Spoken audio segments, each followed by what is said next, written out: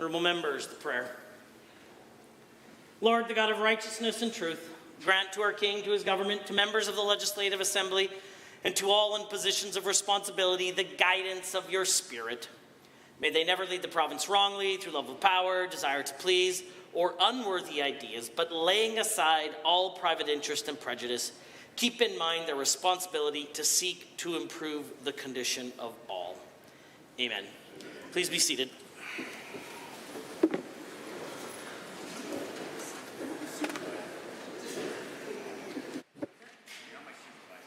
Introduction of visitors. Oilers. Introduction of guests. Honourable members, it is my great pleasure to provide a small amount of speaker liberty to the Honourable Premier to introduce a special guest in the Speaker's Gallery. Thank you, Mr. Speaker. I'm honoured to introduce to you and through you one of the Edmonton Oilers star players, Evander Kane, or Kaner, as some fans call him.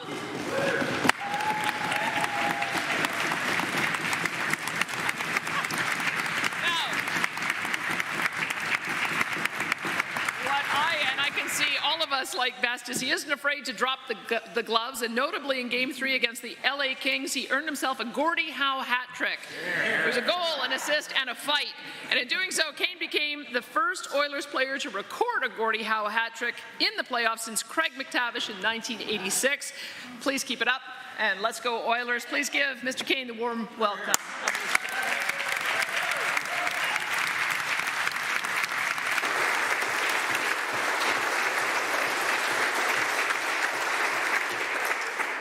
His conduct in the Speaker's Gallery will be nothing but parliamentary. Honourable members, I also have the pleasure of introducing a very dear friend of mine and his wife today. Joining us in the Speaker's Gallery, Jatinder Singh Dhillon and Poonen Dhillon are visiting today from Drumheller. Please rise and receive the warm welcome of the Assembly. The Honourable Member for Edmonton-McClung has a school group. Monsieur le Président, je prends la parole aujourd'hui pour souhaiter la bienvenue à vous par votre intermédiaire à tous les députés et de classe d'élèves de 6e année anglophones et francophones, ainsi que leurs enseignants et parents accompagnateurs de l'école Our Lady of the Prairies. Dans ma circonscription d'Edmonton-McClung, je leur demande de bien vouloir se lever de recevoir l'accueil chaleureux traditionnel de l'Assemblée. Mr. Speaker, I rise today to welcome to you and through you all members of the Assembly, three classes of grade 6 students, Anglophone and Francophone, along with their teachers and parent chaperones from Our Lady of the Prairie School in my riding of Edmonton-McClung. I ask them to please rise and receive the traditional warm welcome of the Assembly. The Honourable Member for Grande Prairie has a school group. Thank you, Mr. Speaker. Today I rise to introduce you to you and through you and all members of the Assembly an incredible group from St. John Paul II School in my constituency. While they're not here in the chamber at the moment, I ask the Assembly to join me and put their hands together in support of a motion that this grade 9 group will not have any homework related to this visit. The Honourable Member for Calgary-Bullar-McCall.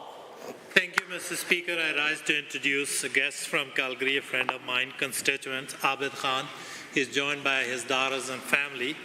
He's a community advocate and influencer, runs a Facebook group with over 13,000 people, and helps people connect with job and needed resources. I ask Abid Khan and family to rise and receive the traditional warm welcome of this House. The Minister of Municipal Affairs. Mr. Speaker, it's my pleasure to rise and introduce you and to all members of the Legislature, a group of people from the Edmonton, Calgary, and Alberta Construction Associations. The following people have joined us today. Edmonton Construction Chair Jennifer Hancock, Vice Chair Ben Wagemakers, Director of Corporate Development Matt Schellenberger, and Alberta Construction Association Executive Director Warren Singh, and from Loyalton Strategies Brooks Merritt. I ask you all to rise and accept the warm welcome of the Assembly. The Honourable Member for Calgary Foothills. Thank you, Mr. Speaker. On behalf of my friend here from Calgary, Falcon Ridge, I rise to introduce to you and through you and to all members of the Assembly, Dr. Devesh Oberoi, a public health scientist, educator, and community organizer. He's the founder and president of the Indian Society of Calgary, which through social, cultural, and economic support programs has impacted 32,000 South Asians, Albertans since 2017. Dr. Devesh was awarded the Queen Elizabeth II Platinum Jubilee Medal in 2022. Please rise and accept the warm welcome. The Honourable Minister of Indigenous Relations. Thank you, Mr. Speaker. I'm so happy to have a good friend of mine here today. I'd like to introduce him to you and to the Assembly through you, Kenton Cardinal.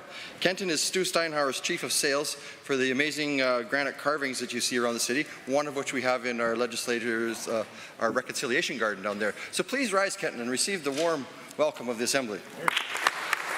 The Honourable Minister of Immigration and Multiculturalism.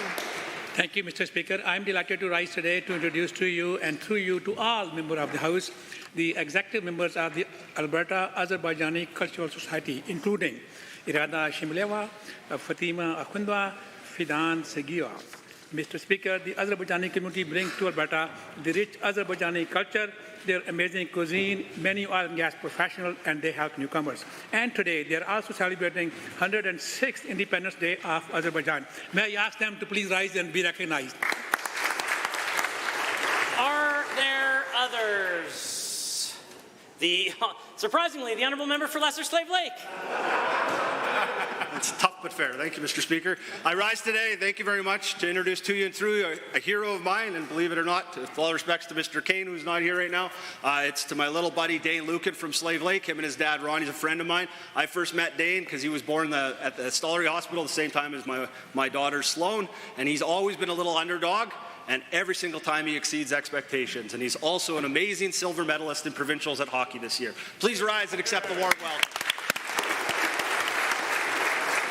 Are there others? Seeing none, the clerk.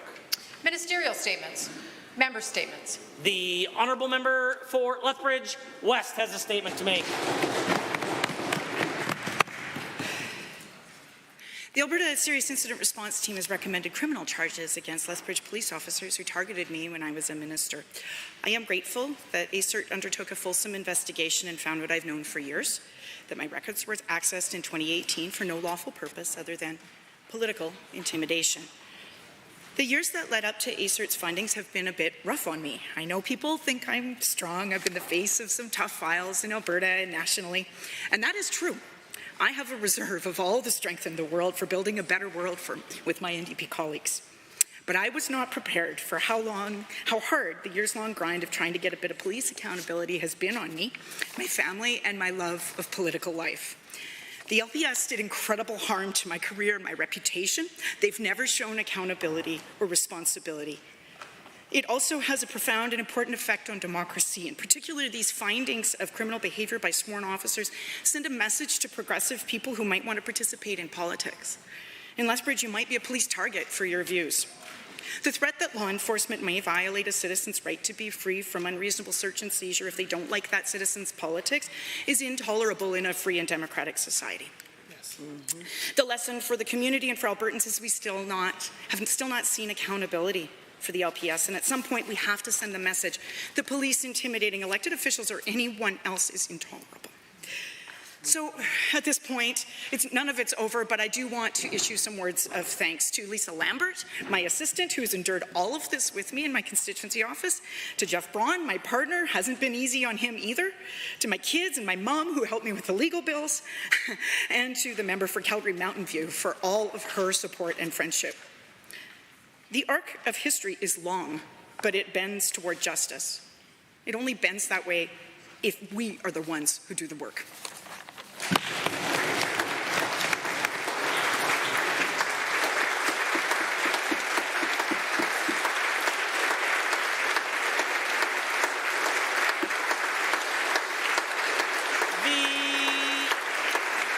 The Honourable Member for Cypress Medicine Hat has a statement to make. Thank you, Mr. Speaker. Feeling safe in your community is important to all Albertans, as it allows us to live comfortably and freely, knowing our well-being and security are protected. A sense of safety fosters a sense of belonging. and enables individuals to pursue their passions and interests without fear. The Safer Communities and Neighbourhoods, or SCAN unit of the Alberta Sheriffs, continue to support police services throughout the province and help law enforcement better protect Albertans, and it's been making headlines. One way SCAN provides protection is by seeking legal sanctions and court orders to hold homeowners accountable for illegal activities happening on their properties, as recently seen in Medicine Hat. The unit is comprised of experienced investigators who work together to gather intelligence, conduct surveillance, disrupt and dismantle criminal organizations that pose a significant threat to public safety. Mr. Speaker, drug dealers and their activities pose significant threat to public safety and often engage in illegal and violent behaviors to maintain their illegal empires. Their actions can lead to increased crime rates, gang violence, or spread of deadly drugs like fentanyl.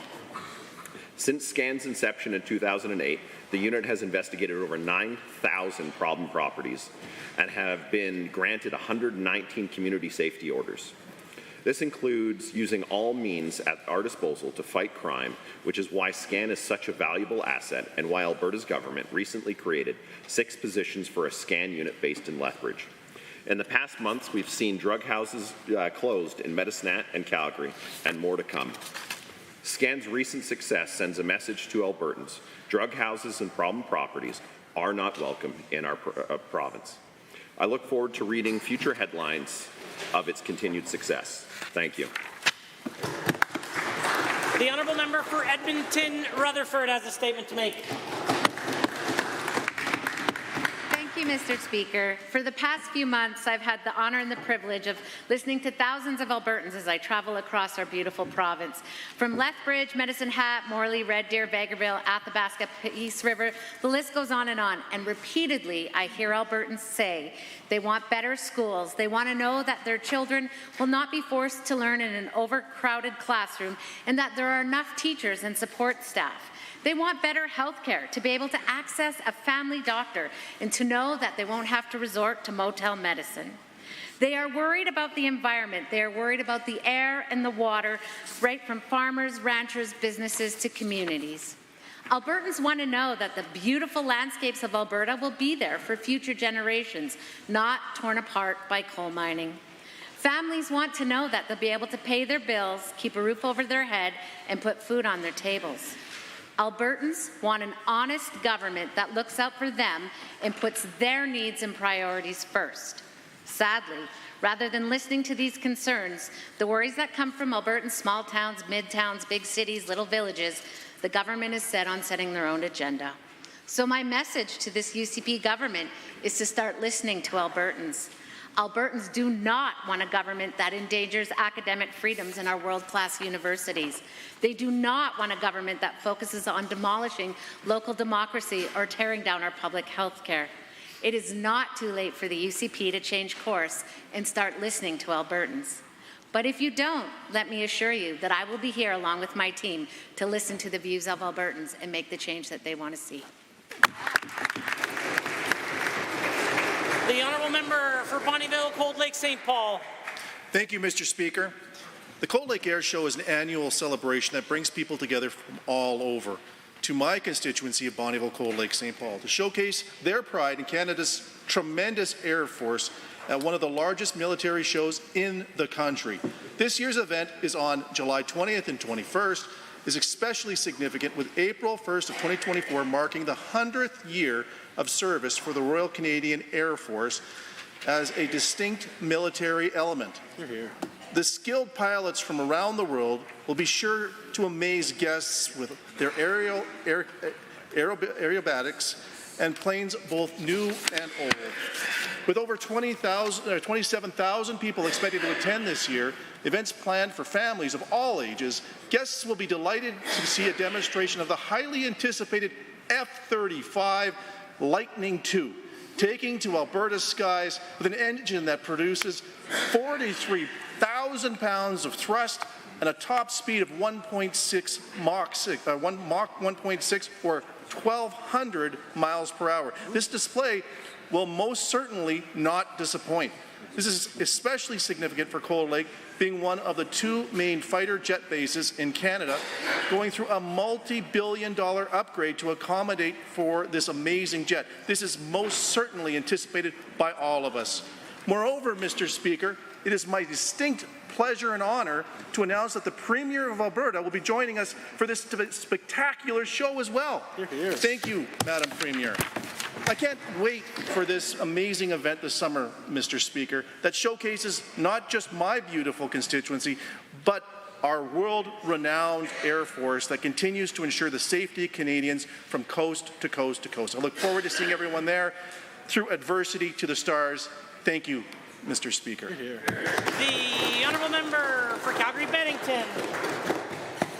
People are flocking to Alberta, but this government doesn't seem to understand that when they arrive, they're going to want homes to live in and schools to send their children to. Public schools, because over 90% of Albertans choose public schools for their children.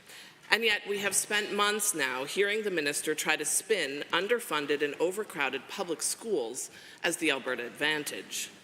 In my riding of Calgary-Bennington, students who live in the catchment area for the newly constructed North Trail High School can expect 2 hours of daily commuting come September to get to one of the only public high schools left in Calgary that still has space available. That's because North Trail is already full. In fact, it was full the day it opened. 9,000 additional students are projected to enroll with CBE next year. A new high school takes 3 to 5 years to get up and running, and yet the board received design funding for only a single high school. Well, we can see what the results of this government's choices will be. 5 years down the road, that new school will open, fill up on the first day, and we will still be running to catch up. Like a prairie storm rolling across the plains, we have watched for a long time, for 5 years now, as the disruptions in education have ominously stacked up. The storm is now on our doorstep, and we are facing the consequences of this government's choices. Rather than make the hard choices needed to properly fund education, they have chosen to hide, hoping the storm will just pass on by. A single new school build funded for the largest urban board, a board that will be completely full by next year, overcrowded classrooms, underfunded complexity across the province, lack of access to specialized supports in rural schools. Albertans know the storm is here. They know the damage it will do, and even this minister can't twist things around hard enough to sell this storm as any kind of an advantage. The honourable member for Edmonton City Centre has a statement to make. In March 2022, I introduced a bill, the Anti-Racism Act, a first step to establish a framework and standards to collect data on how provincial policies, programs, and services impact and serve BIPOC Albertans. A thoughtful plan to follow in the footsteps of provinces like Ontario and BC who've already begun that important work.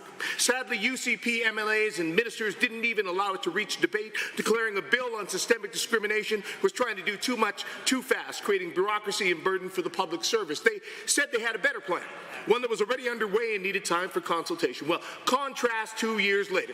The UCP have introduced Bill 18, a bill the Premier says is needed as part of her personal plan for affirmative action for conservative academics, journalists, and research.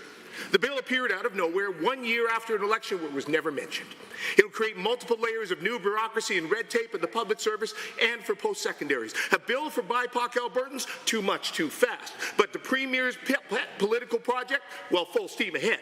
Indeed, 2 years after the Minister of Immigration and Multiculturalism promised an expert report on a framework and data standards for the creation, collection, and use of race-based data, he can't even answer a simple question about it. Mr. Speaker, the Premier's concerns about his Conservative friends are based on a handful of questionable anecdotes, but concerns about the needs of racialized Albertans are based on facts. The data we have shows 71% struggle to pay costs like rent, utilities, insurance. The UCP let soar. They're 1.5 to 2 times more likely to be unemployed. They face greater barriers accessing housing and health services. But when it comes to addressing real systemic discrimination faced by hundreds of thousands of everyday Albertans versus the claims of a few Conservative influencers 3 provinces over, well, this government and this Premier are more interested in their elite friends. Politics over promises. But racialized Albertans, hey, all Albertans don't need more performative action from the government. They need a government that actually cares enough to do the work to truly understand what they need, and Alberta NDP government will.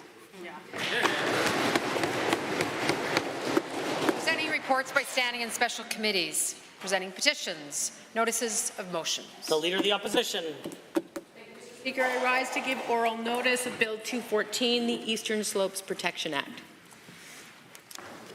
Honourable members, the time is now 1:50, and that makes it oral question period. And the Leader of His Majesty's Loyal Opposition has question 1.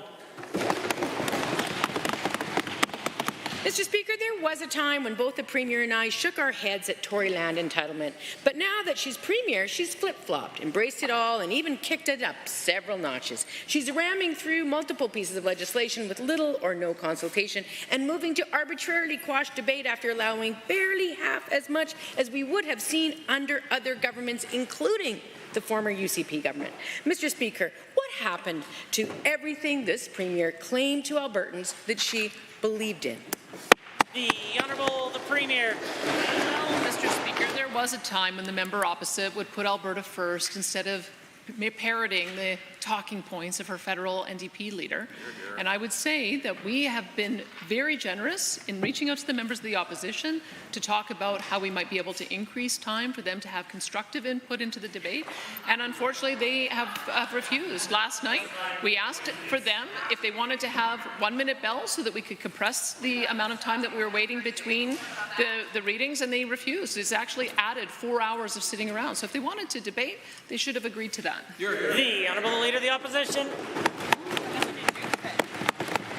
Completely irrelevant assertions, Mr. Speaker. The Premier has shut down debate from the opposition and all Albertans at least 10 times in the last 4 days.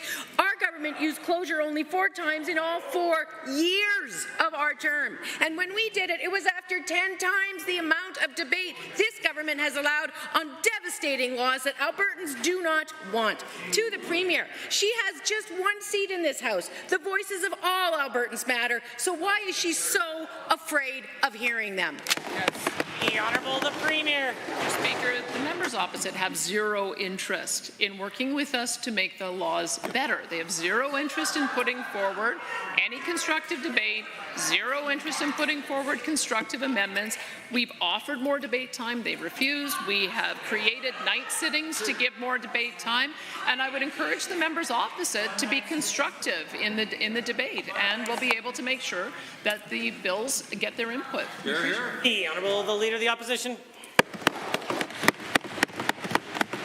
It is ridiculous. 14 minutes is not offering more debate time, for heaven's sakes. You know, it is ironic that this Premier is subverting democracy in this House in order to subvert democracy in other houses all across Alberta. Meanwhile, her own caucus is telling reporters they don't understand her focus on these draconian laws no one asked for.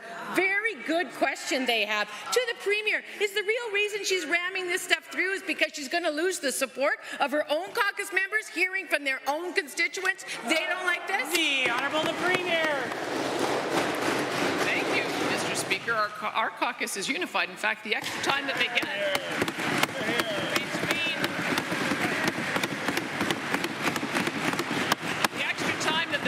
take between votes. There was actually a push-up contest last night, and the honourable member from Calgary Shaw ended up winning it with 54 push-ups. Mr. Speaker, we would be more than happy to be here for some constructive debate, and we would ask the members opposite to work with us on making sure that all of the issues get put on the table. Hear, hear. The Honourable the Official Opposition House Leader. Mr. Speaker, Albertans are quite familiar with the government laughing and dancing in fountains while their democratic rights are trampled. When members across the aisle were elected 1 year ago tomorrow, they ran on a platform of promises they've spent all session breaking. Alberta families are learning that under this Premier, the Alberta Advantage has disappeared, the cost of living crisis is made even more difficult, Albertans' wages, which used to lead the country, are not increasing with high inflation, Alberta's minimum wage is one of the lowest, and families are struggling with the high cost of insurance. Does the Premier plan to do anything at all, to actually help Albertans struggling with affordability? Good question. The Honourable the Minister of Jobs, the Economy and Trade. Mr. Speaker, Alberta is the destination in Canada for affordability. That's why 200,000 people have chosen to move to Alberta from other areas of Canada, because we have the best combination of job opportunities, high wages, low taxes, and, in my opinion, the best place to live, work, and raise a family. This was not the case from 2015 to 2019 under the NDP, when we had 39 months of more people leaving Alberta than coming to it under the failed policies of the members of the opposition. Honourable member for Edmonton Millwoods. Lowest wage growth in the country, lowest minimum wage in the country. That UCP campaign platform was supposed to feature an income tax cut. But as we've come to expect from the UCP government, Albertans are now facing higher taxes and fees. This broken affordability promise comes at the same time that the UCP found plenty of tax dollars to reward their friends and insiders with no-bid contracts, higher and higher pay, more expensive gifts for MLAs and government staff. So can the Premier help clear this up? On what page of the platform does it say more UCP entitlements and leaving Albertans to struggle? The Honourable Minister of Jobs, Economy and Trade. Mr. Speaker, Alberta has among the highest wages in the country, but it also has the lowest taxes, which means that Albertans have the highest after-tax income in the country. We don't have a sales tax here. We don't have health premiums. Mr. Speaker, the member opposite also talked about taxes. These are the things that the NDP increased, chasing out tens of billions of dollars of investment, tens of thousands of jobs. And I can tell you, Mr. Speaker, Alberta is not very affordable when you no longer have a job. But fortunately, the NDP did offer a program for those Albertans out of jobs. They told them to move to BC to work. Order. The member for Edmonton Millwoods. Mr. Speaker, the UCP's record 1 year after the election is higher costs, higher taxes, more entitlement, combined with falling wages. Let's remember, on day one of their campaign, the Premier promised she'd be bringing in a tax cut, and she promised it'd be in place 5 months ago. Instead, all the UCP have delivered on this session is $400 million more taxes with the Premier's gas tax increase. Will the Premier admit that she has utterly failed to deliver on the key economic promises she made during the campaign, apologize to Albertans for promising things at election time and failing? The Honourable Minister of Jobs, Economy and Trade. Mr. Speaker, our record is the fastest growing economy in Canada. Our record is the largest investment in the last 15 years with the Dow Path to Zero project. Our record is our economy is projected to lead Canada in economic growth, Mr. Speaker, and we are coming forward with affordability supports for Albertans, including on electricity, housing, and, Mr. Speaker, we're also coming forward with tax reduction, something that the NDP has never been able to do. The Honourable Member for Edmonton Riverview has a question. Yesterday, I stood with advocates for residents of the Colonel Belcher Continuing Care Facility. They're upset with the UCP for the gross neglect of patient safety caused by commingling residents with complex mental health patients. What was meant to be a temporary measure during COVID has become a 3-year nightmare for all involved. Seniors and complex mental health patients deserve high-quality, appropriate care. At the Colonel Belcher, residents are not getting the services they deserve. The government has been aware of this problem for years, so when are they going to fix it? The Honourable the Minister of Health has risen. Thank you, Mr. Speaker, and thank you to member for bringing this question forward. This is a very disturbing situation, and it highlights why we do need to refocus the healthcare system. We really need to make sure that those who are complex and have requirements for continuing care, but also have mental health issues, that we do have places for them to go to, Mr. Speaker. So I've asked for an investigation into this particular situation, but Mr. Speaker, more needs to be done to make sure we have capacity within the overall system to deal with these complex patients. The Honourable Member for Edmonton Riverview. In the last 12 months, police were called to the facility 56 times. Wow. Residents and staff have experienced violence and are often asked to shelter in their rooms due to volatile situations. These seniors are veterans. Many have PTSD. Imagine what this is like for them and for their families, who are not only worried about their health, but now fear for their safety. A constant fear of chaos should not be the norm in any continuing care facility. Will the minister apologize to the families, staff, staff and residents of the Colonel Belcher and immediately begin a public review and risk assessment. Good. The Honourable Minister of Health. Mr. Speaker, and again, I want to reiterate that I've already asked my department to do an in-depth investigation into this situation and continue to work with Alberta Health Services to find appropriate placements for these individuals. Alberta Health Services is the current service provider for this particular facility. And again, the reason why we need to refocus is because Alberta Health Services needs to go back to its roots of actually looking after acute care and making sure that continuing care and complex patients are looked after in the most appropriate The Honourable spot. Member for Edmonton Riverview. I've listened to the concerns of all involved, and none of them want to vilify the patients who have ended up there. It is simple. Continuing care is not an appropriate place for mental health patients. The Colonel Belcher is a devastating example of how rash policymaking can lead to tragic results. The board chair, a distinguished veteran, no longer recommends families send their seniors there. Residents of the Colonel Belcher staff and families deserve answers. So to the Minister, how did this happen? Who is responsible, and why, after continued requests to address the problems, has the issue continued for years? Good. Minister of Health. Again, Mr. Speaker, I'm going to reiterate that I've asked the department to do an investigation into this particular situation, and we will make sure that the results are shared with everyone so that we can move the system forward. Because, Mr. Speaker, it is a terrible situation when we have residents and clients that are put into situations that they feel unsafe. So, Mr. Speaker, this is a very complex individual who needs both mental health but also continuing care, and we lack facilities, Mr. Speaker. We need to address this situation. Order, order, order, order, order. The Honourable Member for Calgary Curry has a question to ask. Well, on that same theme, Mr. Speaker, for at least 3 years, complex mental health patients have been co-located with seniors at Calgary's Care West Colonel Belcher. This arrangement has made for unsafe living conditions for both patient groups, and it's evident that this was never meant to be a long-term solution. My colleague for Edmonton Riverview has been advocating for the veterans living at Colonel Belcher for over a year. Today, I give voice to the 58 patients living there with a mental illness who are not receiving the care they deserve. Will the dissolution of AHS and the creation of 4 public health agencies solve this problem?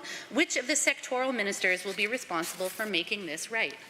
The Honourable Minister of Mental Health and Addiction. Thank you, Mr. Speaker. The truth is the refocusing of the healthcare system is going to allow us to spend more energy, more time, and more resources when it comes to mental health and addiction.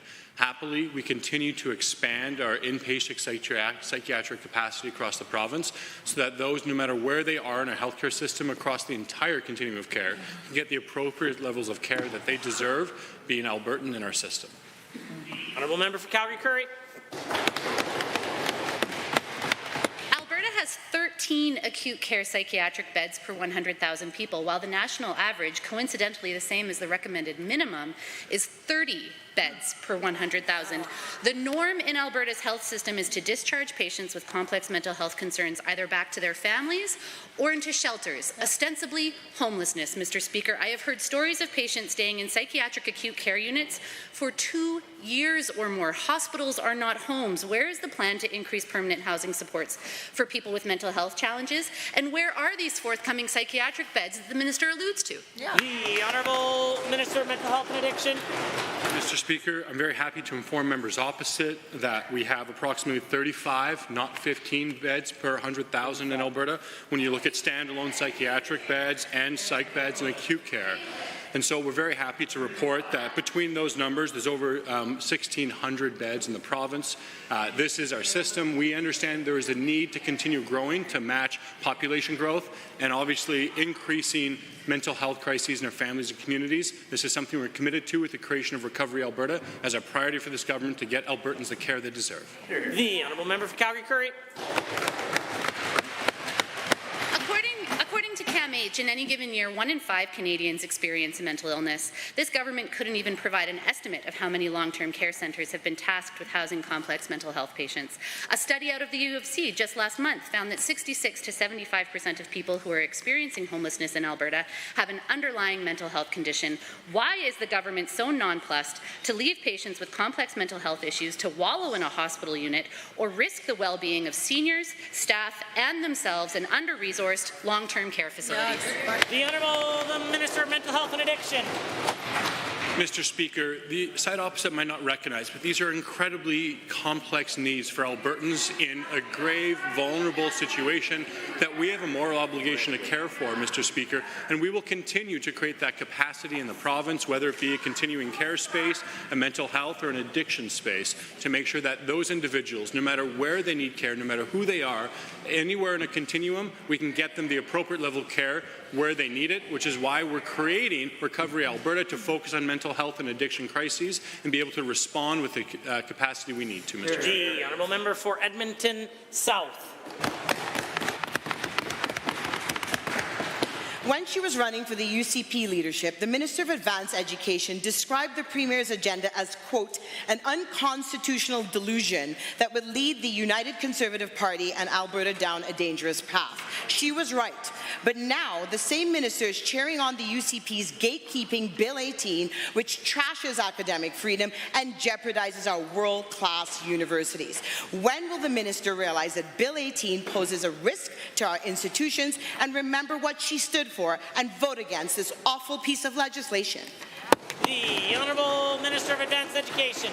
Thank you, Mr. Speaker. As I had mentioned yesterday, we had a very constructive meeting with post-secondary presidents and board chairs last Friday with the Premier, actually, and we talked about the tremendous opportunities that Bill 18 will bring forward. We talked about, again, as I've mentioned so many times in this House, potential exemptions, and we have a pathway forward. The engagement is beginning, and we were just with the University of Alberta today, again, talking about the opportunities in research. Honourable Member for Edmonton South. Given that the Minister of Advanced Education demanded an election so that Albertans could vote before the Premier implemented her extremist agenda, and given that now the Minister supports ramming through Bill 18, letting the Premier run roughshod over this legislature, and rather than listening to Albertans who do not want this bill, and given that if the UCP is afraid to debate their bills aren't worth passing, why should Albertans trust this minister when she speaks of Bill 18 when the UCP won't let Albertans even have a debate on it? The Honourable Minister of Advanced Education. Mr. Speaker, we have spoken to Albertans. I just mentioned that we spoke to the presidents and the board chairs. I've spoken to faculty. I'm pretty sure the NDP did no such consultation or asked any of them for their feedback on Bill 18, because if they had, they would have realized that there's a path forward. We are building in exemptions, and we have support for fighting for more federal dollars. What is the problem with that? Why is the NDP not on board with fighting for more federal dollars?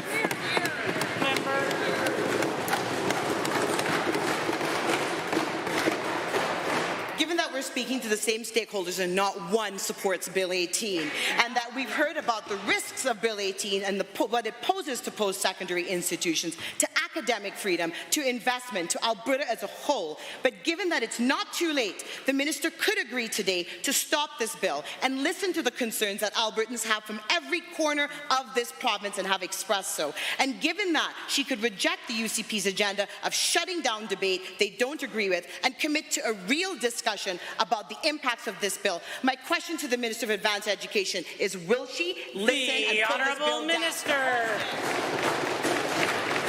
Mr. Speaker, I, and along with my caucus, we wholeheartedly support Bill 18. We are going to use this act to collect data. We are going to make sure that it aligns with provincial priorities, and we are going to make sure that we get more federal dollars through this process. We do have support from post-secondaries. We have had these conversations with many people in faculty. I'm not sure who they're speaking to, but try talking to the post-secondary presidents and get their perspective. The Honourable Member for Fort McMurray Wood Buffalo has a question. Thank you, Mr. Speaker. Every Albertan should take pride in our rapidly growing population and economy, especially the members from across the way. Every day, job creators and ambitious newcomers choose to invest and start a new chapter of their lives here in this great province that we call Alberta. With that growth, though, comes new challenges. We need to build housing, expand infrastructure, and fill gaps in our workforce. Alberta needs more skilled workers.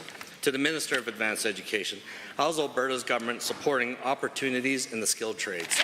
The Honourable Minister of Advanced Education. Thank you to the honourable member for that question. Mr. Speaker, today I was proud to announce Alberta's government is investing $43 million to plan the Advanced Skills Centre at NAIT. The Advanced Skills Centre will deliver comprehensive apprenticeship and technology-based education and will meet the needs of industry by targeting 4 key sectors: construction, transportation, manufacturing, and energy. Once completed, the new training centre will increase NAIT's apprenticeship training capacity by more than 4,200 more apprentices annually. The Honourable Member for McMurray Wood Buffalo. Thank you so much, Mr. Speaker, and thank you to the Honourable Minister for that great answer. It's fantastic to see that we're investing in NAIT. It's a valued institution that I also attended. That said, meeting our economic potential requires more skilled workers, and job creators are increasingly seeking applicants with an education in the trades. Given that the importance that industry and post-secondary institutions do play in our economy, to the Minister of Advanced Education, what feedback have you received from industry and NAIT on this $43 million investment? The Honourable Minister of Advanced Education. Mr. Speaker, NAIT President and CEO Laura Jo Gunter told us this is an investment in our vision, setting the stage for Alberta's future. Jason Idler, COO at PCL Construction, endorsed our investment, stating, "With so many projects on the horizon, the province's future has never looked brighter." From Brendan Curley, VP at Inter Pipeline, we heard, "NAIT's new Advanced Skills Centre will directly support Alberta's economic future." And I'm proud to share that many students, including Mary Beezer and Chloe Sperling, were also in attendance today at the announcement. The Honourable Member for McMurray Wood Buffalo. Thank you, Mr. Speaker, and thank you to the Minister for that fantastic answer. These are tremendous endorsements for this very important project. Given that investing in the Advanced Skills Centre is an investment in Alberta's future, this investment is projected to support the training of more than 4,200 apprentices annually, right here in Edmonton. The resounding support of Alberta's investment is receiving from students, industry, and post-secondary leaders is absolutely phenomenal. Can the Minister of Advanced Education tell us more about how the Advanced Skills Centre at NAIT will benefit Alberta students? The Honourable Minister. Mr. Speaker, the Advanced Skills Centre will create 640,000 square feet of new state-of-the-art learning space. It will also accommodate the evolution of programming over time, allowing NAIT to meet emerging needs to support Alberta's diverse and competitive industries. And it will support the needs of workers to upskill and reskill as labour market demands change with a growing economy. With government and industry support, this project will be the largest investment made into skilled trades and technology-based infrastructure in over a decade. Honourable members, a point of order was noted at 2:09 by the Government House Leader. The Honourable Member for Edmonton Manning, the official opposition Deputy House Leader.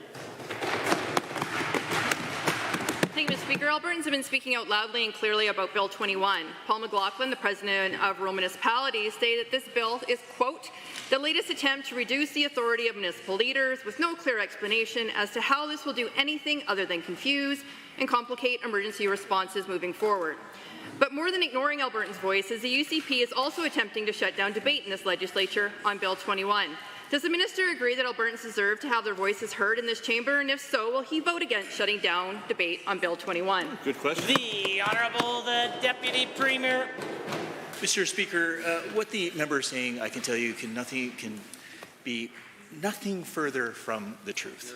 We have the support, I can tell you, of Albertans. We have consulted with Albertans.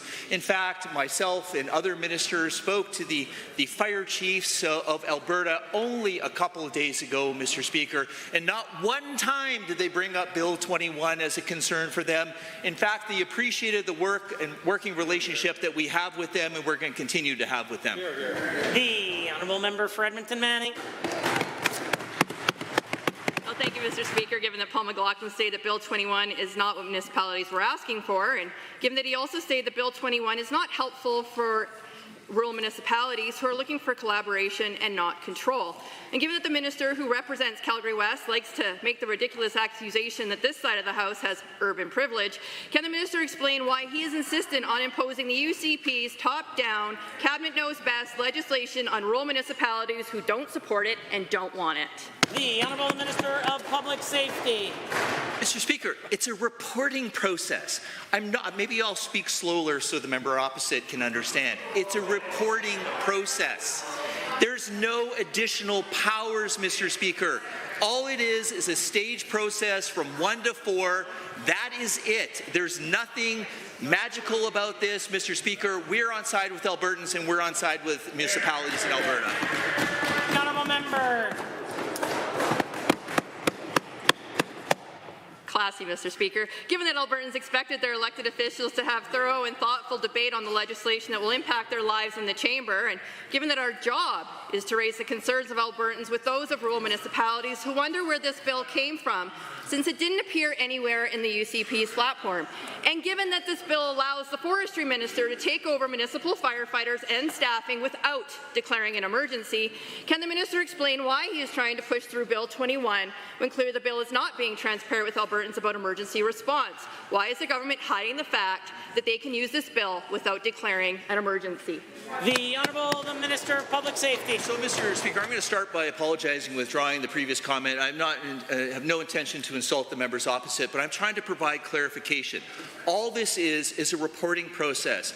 There's clarity and transparency. In fact, the information that we've got from Fort McMurray just only a few days ago is that, quite frankly, Mr. Speaker, is unified command is how you save communities. That's what we're trying to do, Mr. Speaker. We're trying to save communities. All it is a reporting process. The Honourable Member for Order. The Honourable Member for St. Albert. Mr. Speaker, disabled Albertans are speaking up, and they're saying AISH benefits are insufficient to meet their basic needs. UCP government response is to use regulations that claws back money from AISH recipients. Here's one example. One partner goes on a leave covered by employment insurance, which results in the AISH recipient having benefits cut because EI income is clawed back. Will the minister please explain how deepening the poverty of disabled Albertans via AISH regulation makes life any better for them? The Honourable Minister of Seniors, Community and Social Services. I'm proud to be in a province and in a government in a province that has the highest benefits for people with AISH, Mr. Speaker. Hundreds and hundreds of dollars a month more than the closest province, Mr. Speaker. I'm proud to be part of a government that has made sure that we index those rates to help people be able to make sure that they can meet their bills because of NDP and Liberal inflation that is impacting our province, Mr. Speaker. And I'm also proud to be part of a government that is putting forward record investments in AISH, $1.6 billion this year, Mr. Speaker. We won't be lectured by the NDP who really messed this file up. The Honourable Member for St. Albert. Given AISH is a legislated income replacement for people with severe disabilities who have demonstrated through an extensive medical assessment their permanent inability to support themselves financially, and given we now know that some successful AISH applicants are being informed they will be required to repeat the medical assessment in 2 years. To the minister, why has the UCP government changed AISH eligibility by undermining the permanence of medical diagnosis and subjecting applicants to more expensive and dehumanizing processes? The Honourable Minister. Mr. Speaker, it's important that we make sure that the AISH program can remain sustainable long-term and that it is available for the people that need it, Mr. Speaker. When we make a decision to put somebody on AISH, it is a permanent decision, costs the taxpayer well over about $1 million, $1.5 million going forward, Mr. Speaker. We have rules in place to be able to make sure the right people go on AISH, and we are not going to stop those rules from taking place. It's not done by the government. It's done independently, Mr. Speaker, and then individuals go into the best program in the country, Mr. Speaker. The highest benefits. In fact, even the federal government the other day pointed out that Alberta continues to have the most generous AISH benefits of any province, Mr. Speaker. The Honourable Member St. Albert. Given this minister needs to learn his file because there are regulations that are making life very difficult for disabled Albertans. Order. The Honourable Member St. Albert will know that the use of a preamble after question 4 is out of order. The Honourable Member has 15 seconds remaining. Current AISH regulations do little more than deepen the poverty of AISH recipients and put them in dangerous financial positions. To the minister, how does creating more financial barriers and layers of bureaucracy that increases the risk of abuse for disabled Albertans make life better. Yep. The Honourable Minister. Mr. Speaker, the system that is used to be able to determine who should be on ACE was the same system that honourable member's government did when she was in power on this side of the House. I noticed she didn't do anything at that time, so it must not have been that big of an issue to her at the moment, Mr. Speaker. But again, we continue to invest the most money in history, the highest rates in the country, and we will continue, Mr. Speaker, to make sure that the right people get on ACE. That's what you do with a $1.6 billion taxpayer program, Mr. Speaker. We have to protect against fraud to make sure that program will be available for the people that need it, Mr. Speaker. Order. The honourable member for Cypress. Medicine Hat has a question. Thank you, Mr. Speaker. Since I was appointed to the role of military liaison, I've spent my time meeting with Canadian Armed Forces members, veterans, and their families. Veterans like Brad Russell, a successful entrepreneur, or better known around Medicine Hat as the Donut Commander. Transitioning back into civilian life is not easy, and not all veterans have the same success story. Veterans need access to mental health support and resources when they need them. We recently held our first Veterans Mental Health Summit to bring stakeholders together to address this issue. To the Minister of Mental Health and Addictions, what is our government doing to ensure veterans have access to the mental health supports they need? The Honourable Minister of Mental Health and Addiction. Mr. Speaker, thank you through you to the member for the question, and I was very glad to have attended that very first inaugural and hopefully annual mental health summit for veterans. Of course, Mr. Speaker, we support Heroes in Mind, and through the CMH we provide support for families as well from veterans, as long as the Wayfinder Wellness Society. I've also directed my staff and policy to work directly with the minister and those stakeholders he brought together to see where we can improve. And of course, always support through family members, friends, and your local Legion, so you have the support and connection after serving and supporting. The Honourable Member for Cypress Medicine Hat. Thank you, Mr. Speaker. Given that there are challenges that come from adjusting back into civilian life, and given that some veterans are faced with homelessness due to a multitude of reasons, including dealing with mental health issues like PTSD or substance-related issues, and further given that many veterans are hesitant to use the resources available to civilians, can the Minister for Seniors, Communities and Social Services please share what supports are available for homeless veterans, and how many veteran-specific resources we have, and how it will bring veterans off the street and onto the path of healing? The Honourable Minister of Seniors, Community and Social Services. Thank you, Mr. Speaker. In fact, just recently we invested $3.4 million in Veterans Housing Canada to provide 40 veteran units right here in Edmonton, $1.1 million for Homes for Heroes for the Veteran Village right here in Edmonton, opened up 18 new units for veterans with Alpha House in Calgary. Just a couple examples of the multi-million-dollar investment we continue to make to support our veterans who are facing homelessness, which is all part of hundreds of millions of dollars that we're investing in the overall homeless file, Mr. Speaker. I'm also happy to report we've worked with the honourable member to make sure intake processes our shelters identify veterans to be able to make sure that they can access the full supports that they're entitled to for protecting our country and our freedom. The Honourable Member for Cypress Medicine Hat. Thank you, Mr. Speaker, and thank you to the Minister.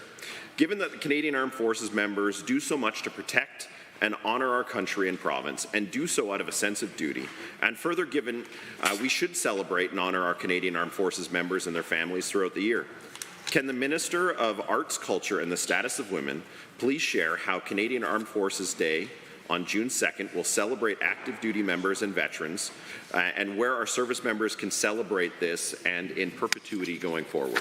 The Honourable Minister of Arts, Culture and the Status of Women.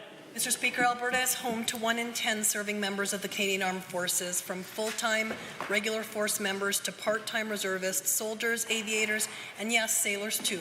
Military service is ingrained in Alberta's DNA. That's why I will be declaring the first Sunday in June as Canadian Armed Forces Day in Alberta in perpetuity, and the member from Cypress Medicine Hat and I will be hosting the inaugural Alberta Salutes Garden Party for military members and their families at Government House here in Edmonton on Sunday, June 2nd.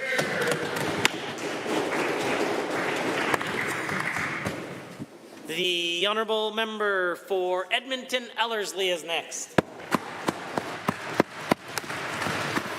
I remember a time not too long ago when I stood in this House and asked the UCP to take action to support my constituents who are dealing with skyrocketing utility bills. The answer that I got from the Minister of Red Tape was that the UC plan was to, quote, do nothing.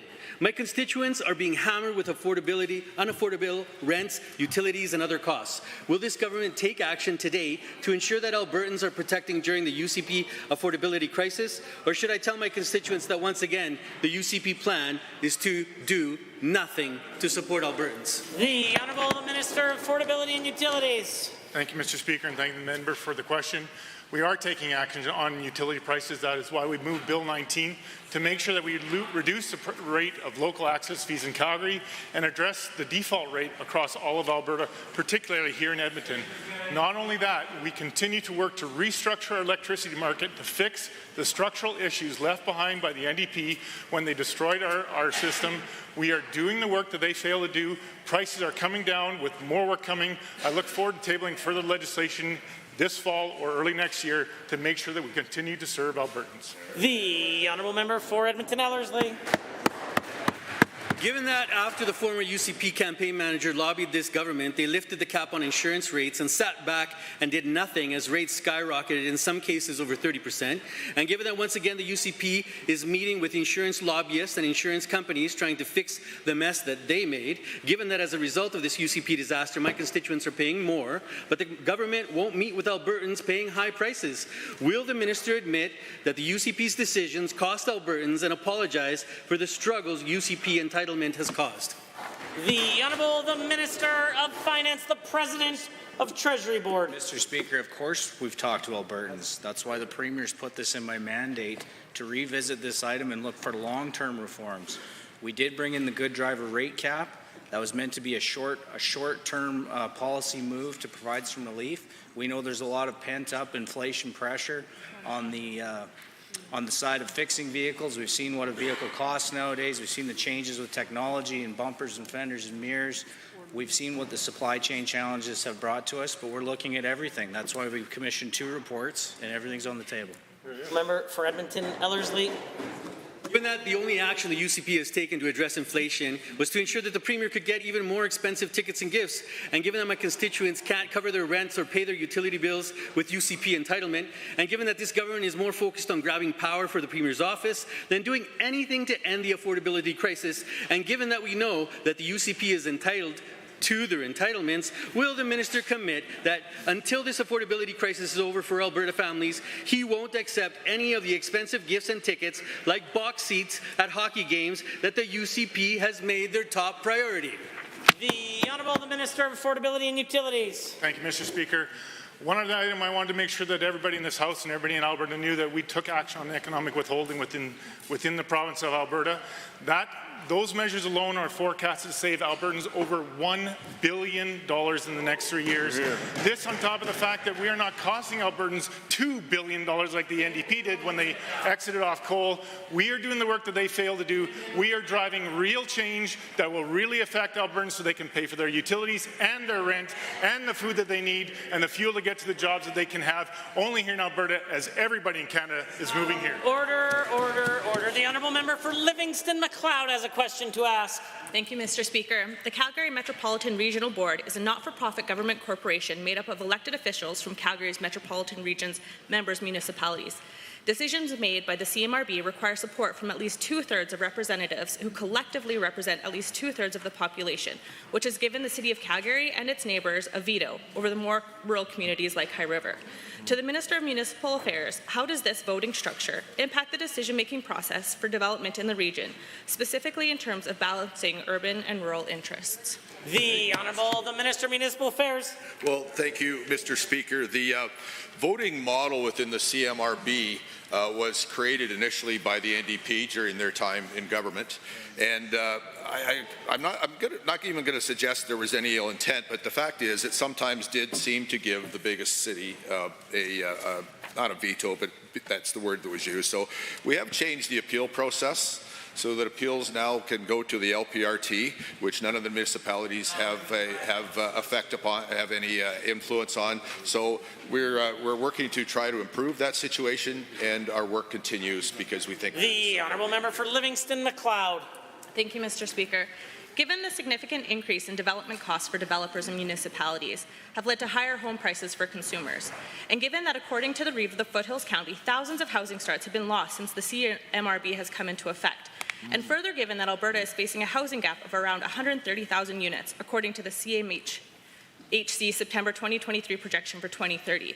To the same minister, why are we continuing down this path, potentially exacerbating the housing deficit and its economic impacts? The Minister of Municipal Affairs. Well, Mr. Speaker, I'm not sure that those numbers are entirely accurate.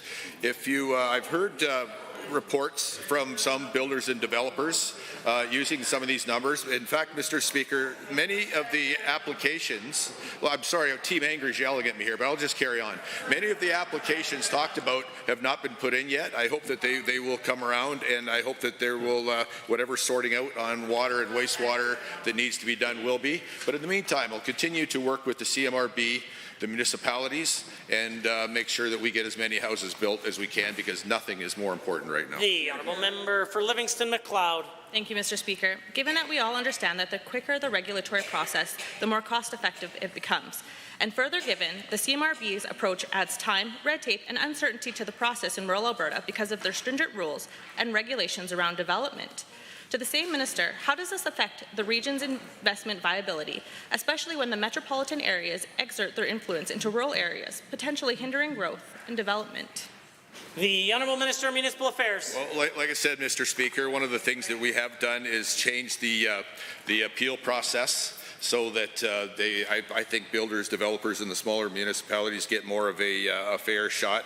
But the other thing is, too, in Bill 20, we have limitations on added process that can be used to artificially hold up construction of homes and other important developments for Alberta.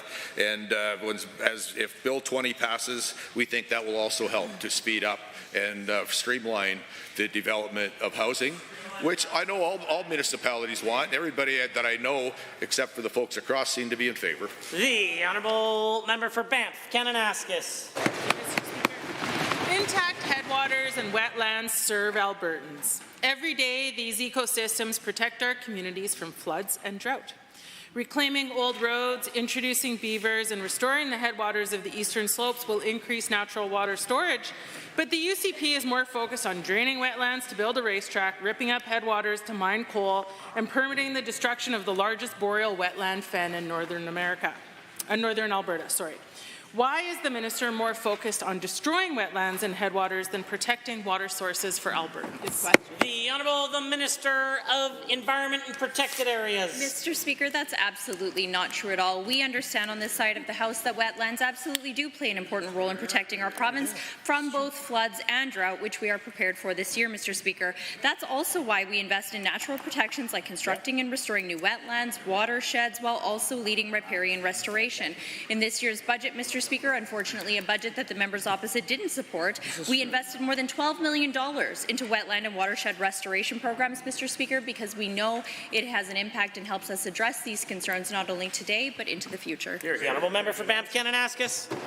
Given that those investments to restore wetlands is a paltry sum in comparison to what we invest in other things in the budget, given that implementing natural solutions for drought and flood is 5 to 7 times cheaper than infrastructure solutions like dams and reservoirs, given that the UCP continually boast about their economic strategies but also continue to fund the most expensive options for flood and drought mitigation, and given that $1 billion spent to build a reservoir isn't going to help any Albertan when there's no water to fill it, how can the minister justify spending so little on nature-based solutions and spending so much on cement and rebar? The Honourable Minister. Speaker, you know, all we hear from the members opposite is fear and smear and either or. Our approach, Mr. Speaker, is all the above. That is why we invest into wetland and watershed restoration programs. Again, $12 million in this year's budget. Mr. Speaker, under our programs, we've invested over $14 million to restore 440 hectares of lost wetlands since 2020. And, Mr. Speaker, we are investing in drought and flood protection program, $125 million over 5 years to help meet community needs when it comes to flood and drought mitigation. Mr. Speaker, we can do both, and we are. The Honourable Member for Banff, Kananaskis.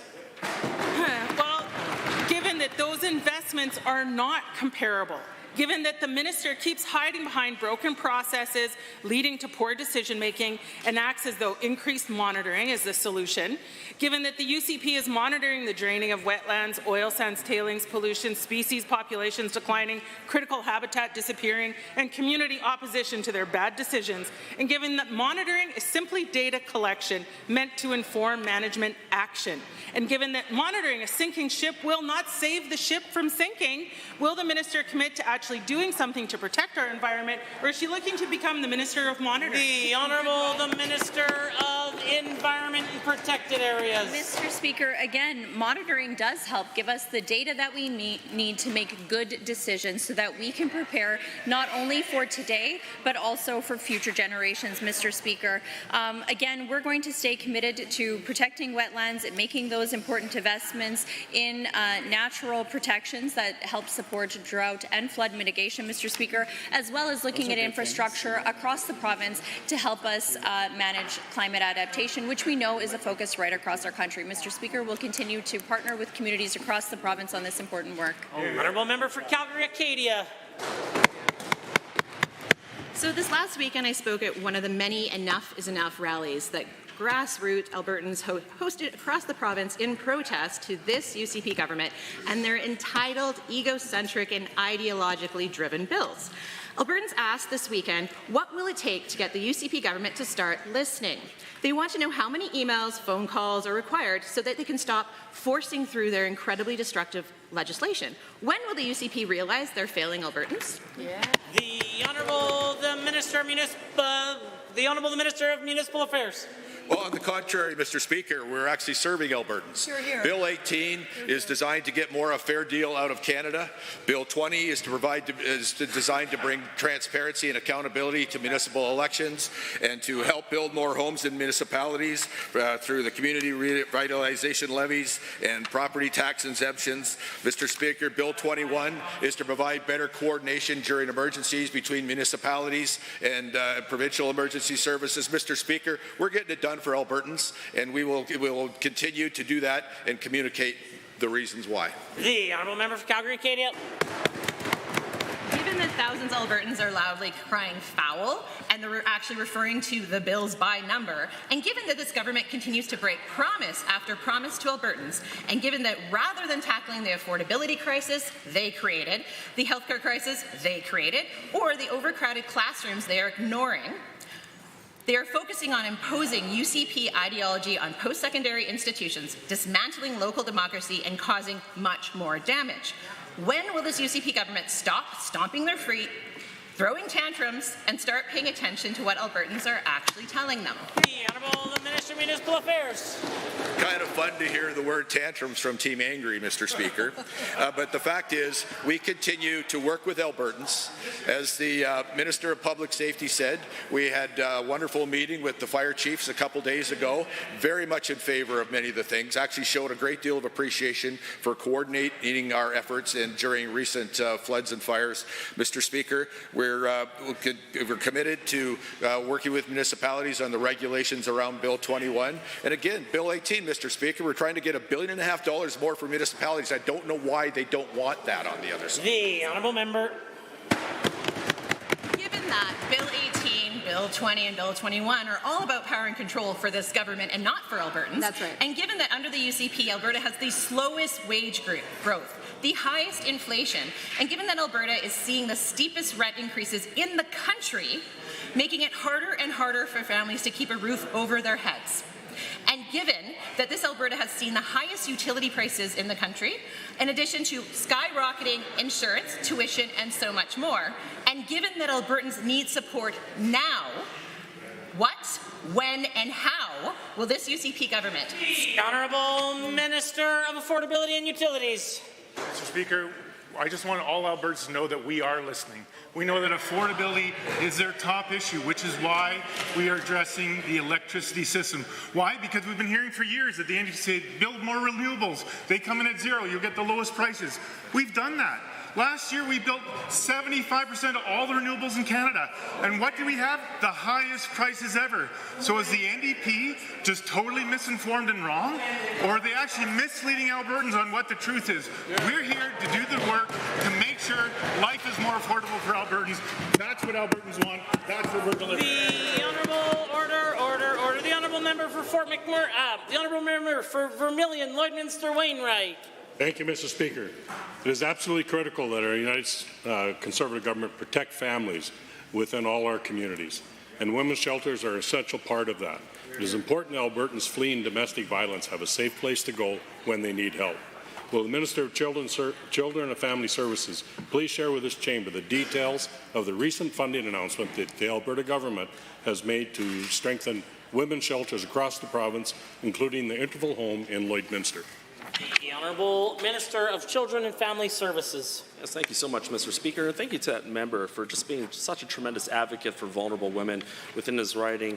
You know, Mr. Speaker, I'm so proud to be delivering on our campaign promise to provide $10 million to women's shelters to ensure women fleeing family violence can receive the help that they need when they need it. Our government is providing Lloydminster Interval Home Society with just over $2 million in operational funding this year, and this includes nearly $600,000 to fund 13 previously unfunded women's shelter beds to increase their capacity, Mr. Speaker. Honourable Member for Vermilion, Lloydminster Wainwright. Thank you, Mr. Speaker, and through you to the Minister for the answer. Given that sexual assault centres are also an essential part of this government's efforts to support survivors, providing a safe place to turn when seeking crisis intervention, supports, and counselling, will the same minister also share with this House the supports that have been provided to sexual assault centres in my constituency of Vermilion, Lloydminster, Wainwright in recent years? The Honourable Minister. Yes, thank you so much, Mr. Speaker. And the member is absolutely correct that sexual assault centers are a key partner in helping us ensure that survivors have access to the help and support that they need to heal. On top of annual operational funding, we provided the Lloydminster Sexual Assault Services with nearly $220,000 to address wait lists for counselling services. And later this week, I'll be meeting with sexual assault center partners right across the entire province to get their input on how best to allocate the additional $10 million that we announced last month. Mr. Speaker, these are making tangible differences in the lives and families of Albertans. And again, just thank you to the Honourable Member for his fantastic work advocating for vulnerable women.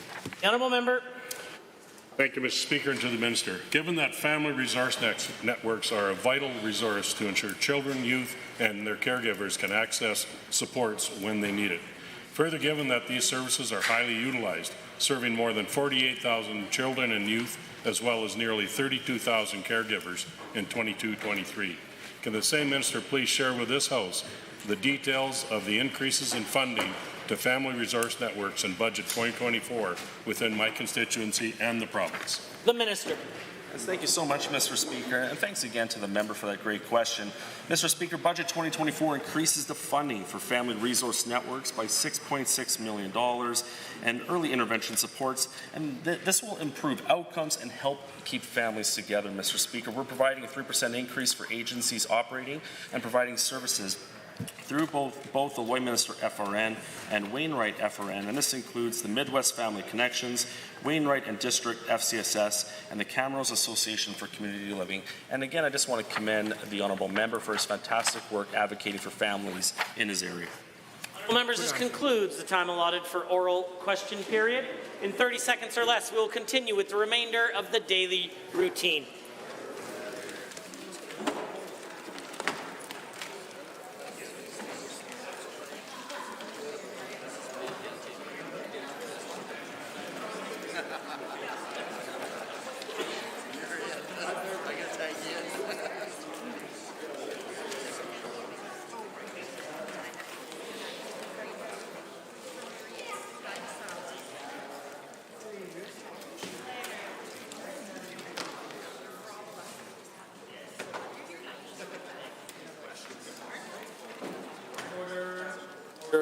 Order. Go ahead, Jen. Introduction of bills. The Honourable the Government House Leader? Introduction of bills? Do you? No, okay, that's fine. He has no introduction. What's that? Oh, my apologies. The Honourable Member for Calgary Varsity. Mr. Speaker, I'd like to, I'm honored to rise and request leave to introduce Bill 212, the Organ and Tissue Donor Information Act Agreement. If passed, this bill would require an agreement between Alberta and the Canada Revenue Agency to give Albertans the opportunity to consent through their tax return for their contact information to be shared with appropriate organizations such as the Alberta Organ and Tissue Registry. Opted-in Albertans would then receive information about the tissue and organ donation process and potentially sign up to be a donor to support the hundreds of Albertans waiting for a transplant. Bill 212 would fulfill the Alberta Conservative MP Len Weber, the intent of Len Weber, whose private member bill allowing for such agreements was unanimously passed by all federal parties, and it will expand on the 2022 bill from the member from Highwood. I hope all members of the Assembly will support it and allow for full debate in the House as a priority for all Albertans.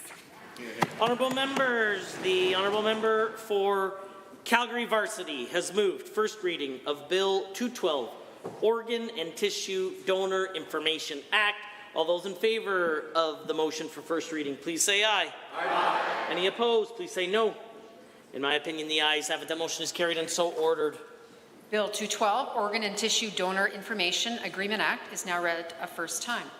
Tabling returns and reports. Are there tablings? The Honourable Member for Edmonton Highlands Norwood.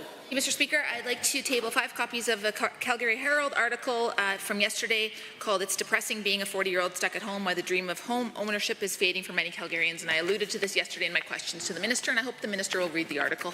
Member for Edmonton Decor, followed by Riverview. Mr. Speaker, I would like to table 5 copies of an article from St. Albert Gazette on behalf of the member for St. Albert. The article in response to Bill 20, reasons for voter ID changes, unclear, fuel distrust in elections, say Alberta municipal leaders. Member for Edmonton Riverview. Thank you, Mr. Speaker. I'd like to table the requisite copies of an article from the Edmonton Journal today by Elizabeth Smythe, a professor at Concordia University in political science. And it says the bills of the UCP are an example of democratic backsliding. Yep. The Honourable Member for Calgary Fish Creek. I rise to table 5 copies of the May 2024 S&P Global Insights that highlights the economic impact assessment of Canadian conventional oil and gas that excludes oil sands. The projection with the federal government in position of 40% in CO2 emissions by 2030 results in a loss of 20.5% or $247 billion in cumulative GDP and a loss of 51,000 jobs between 2024 and 2035. The Honourable Member for Calgary Curry, followed by Varsity. I submit the requisite copies of an email from a constituent who writes, "I don't want a separate pension plan or a provincial police service. I want trans youth to be supported and feel welcome and safe here. I want affordable housing. I want renewable and sustainable energy. I want to know that something is being done about climate change." The Honourable Member for Calgary Varsity. Thank you, Mr. Speaker. I'd like to table 5 copies of a letter from Kristen from Calgary. She suffers from severe disabling hyperacusis, which is a severe painful sensitivity to all sounds. She wants to make us all aware of how our healthcare system fails to accommodate to the needs of so many people with communication problems, and she offers suggestions to resolve this. The Honourable Member for Edmonton Rutherford. Mr. Speaker, I rise today to table the requisite copies of an article from today's Edmonton Journal titled "Indigenous Ontario Legislation to Make History," wherein it chronicles that Ontario NDP MPP Saul Mamoakwa will rise in the Legislative Chamber at the Queen's Park on Tuesday and ask a question in Anishinaabe, known as the language of OG Cree. For the first time in Ontario legislature, they will allow, interpret, and transcribe a language other than English and French. Thank you. Are there others? Seeing none, the clerk. Tablings to the clerk. Honourable members, that brings us to points of order. And at 2:09, the Government House Leader rose on a point of order. Thank you, Mr. Speaker. I did rise on a point of order at that time.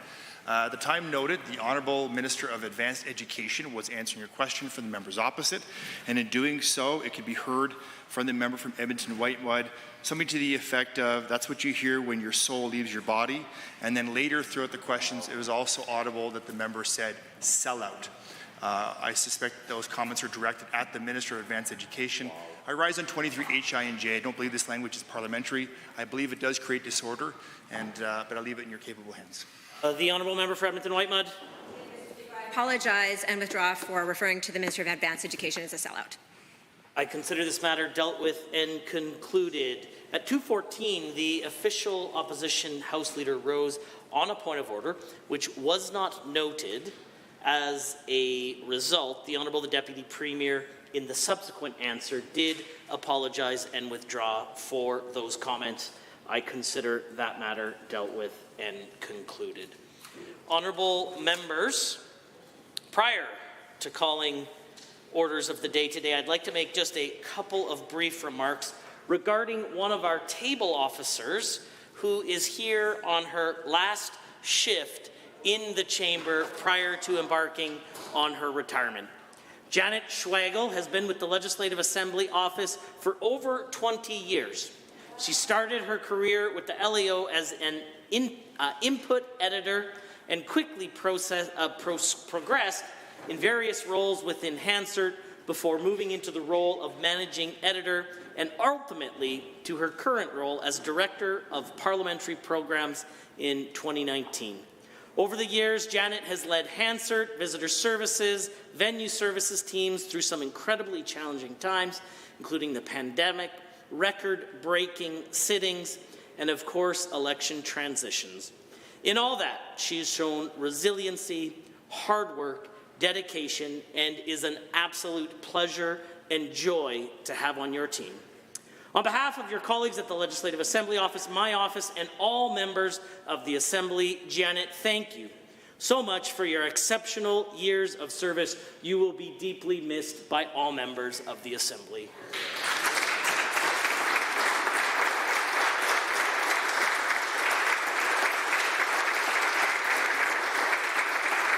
Honourable members, and that brings us to orders of the day, orders du jour.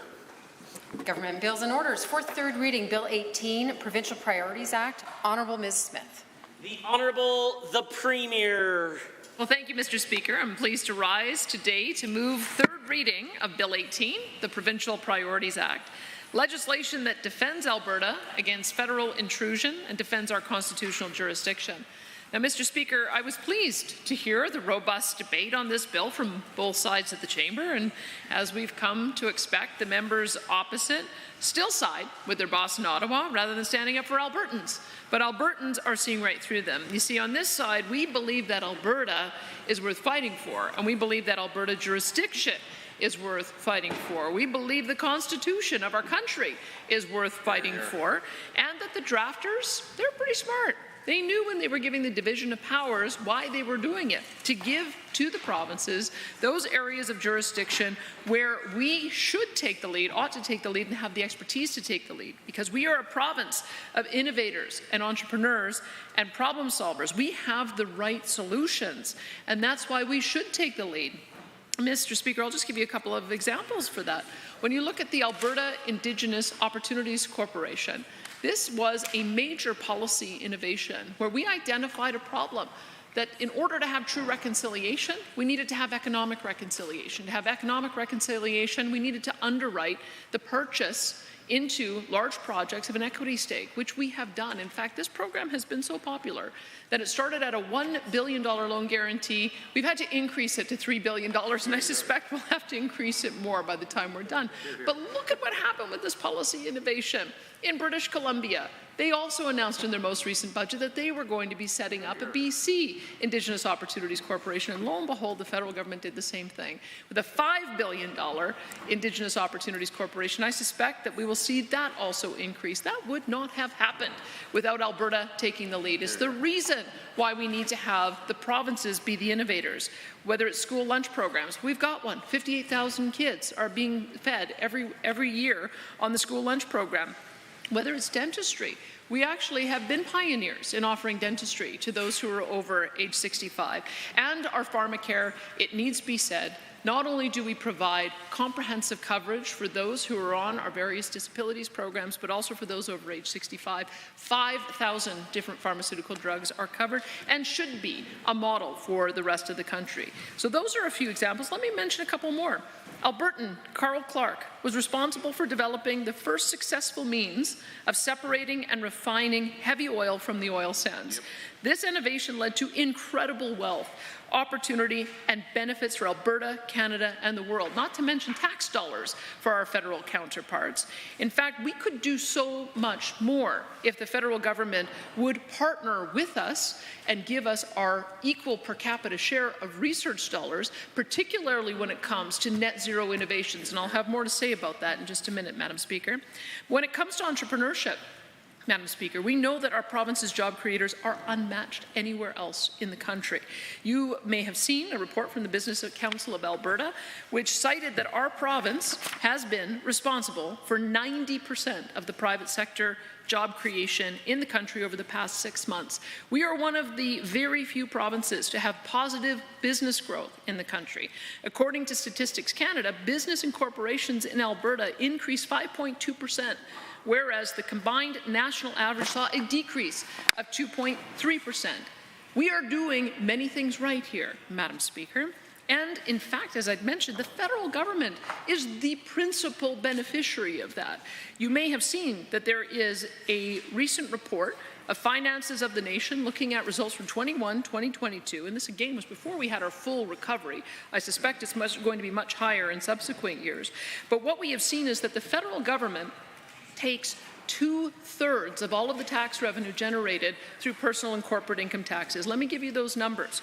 $206 billion in that year went to the federal government. Only $128 billion in personal and corporate tax revenues went to the provincial government. Same thing on corporate taxes. $80 billion going to the federal government, $51.5 billion going to the provincial government. What implication does this mean? It means we at the provincial level send $77 billion more in personal, $29 billion more in corporate tax, $106 billion more to the federal government. So what do they do with the difference? They come up with programs in our areas of jurisdiction and trickle a tiny little bit of money back to us, which is never enough to cover the full cost of those programs. We've seen it on daycare. We see it when we do our analysis on the pharmacare program. We've seen it on our analysis of the dental care program, and it will most certainly be the case on the school lunchroom program. What they need to do is just stop taking so much from us so that we can cover our own areas of jurisdiction, continue the great policy innovation that we're doing, so that other provinces can learn and follow our lead. Because when it comes to problem solving, I would point to our progress and leadership as well on carbon capture, utilization and storage, as well as the incredible reductions that we have made in emissions of all types. And this represents just a small part of what is worth fighting for. And on this side of the chamber, we are fighting for Alberta every day. Unfortunately, the federal government has been bringing in policies that put that all at risk. And many of those policies also showcase their willingness, even eagerness, to overstep their constitutional jurisdiction. You know, Madam Speaker, when I moved second reading of this bill, I spent a lot of time talking about our Constitution, something that I am always happy to speak about. But the members opposite have neglected to even consider that an overreaching federal government has so many negative impacts on Alberta. But this legislation will put an end to their overreaching practices. Let's recall why it is we brought through this bill in the first place.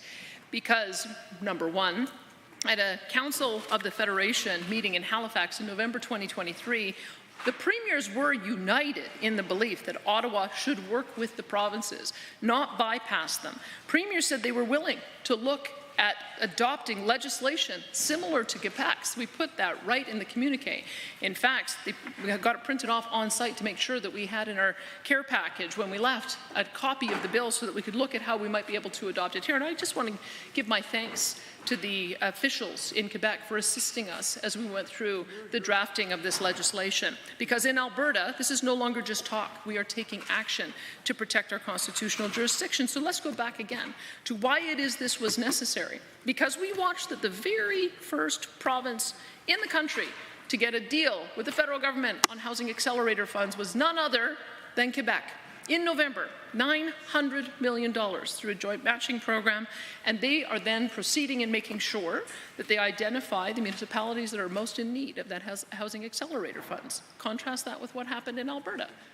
The Prime Minister flew in, did a press conference without contacting us, without contacting our ministers, and announced $230-some million for the City of Calgary. They then also announced a similar amount for Edmonton.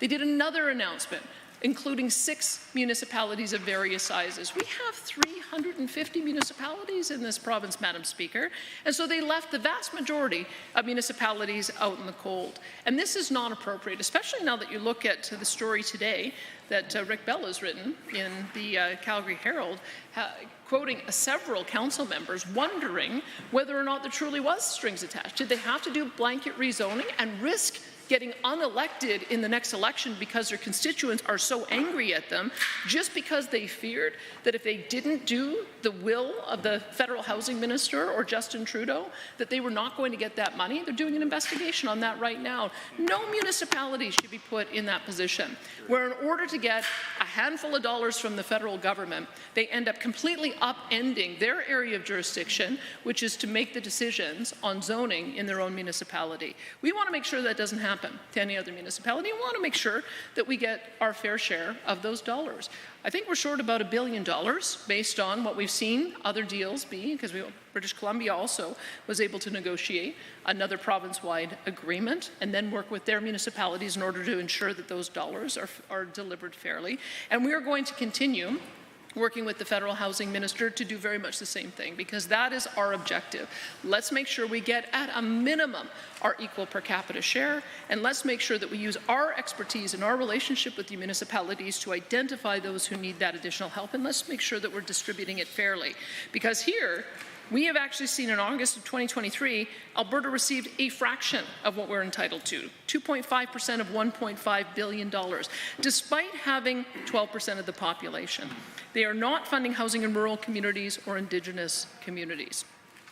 Federal government is only signing deals with select communities, which means that many communities are left out, regardless of their housing needs. And our government has demonstrated we are already on the right track. We're leading the country by having the fewest regulations and the fastest permit approval times to enable housing construction and increase the supply of homes. One more way in which we are demonstrating leadership in the country. Other jurisdictions are seeing a decrease in their housing starts.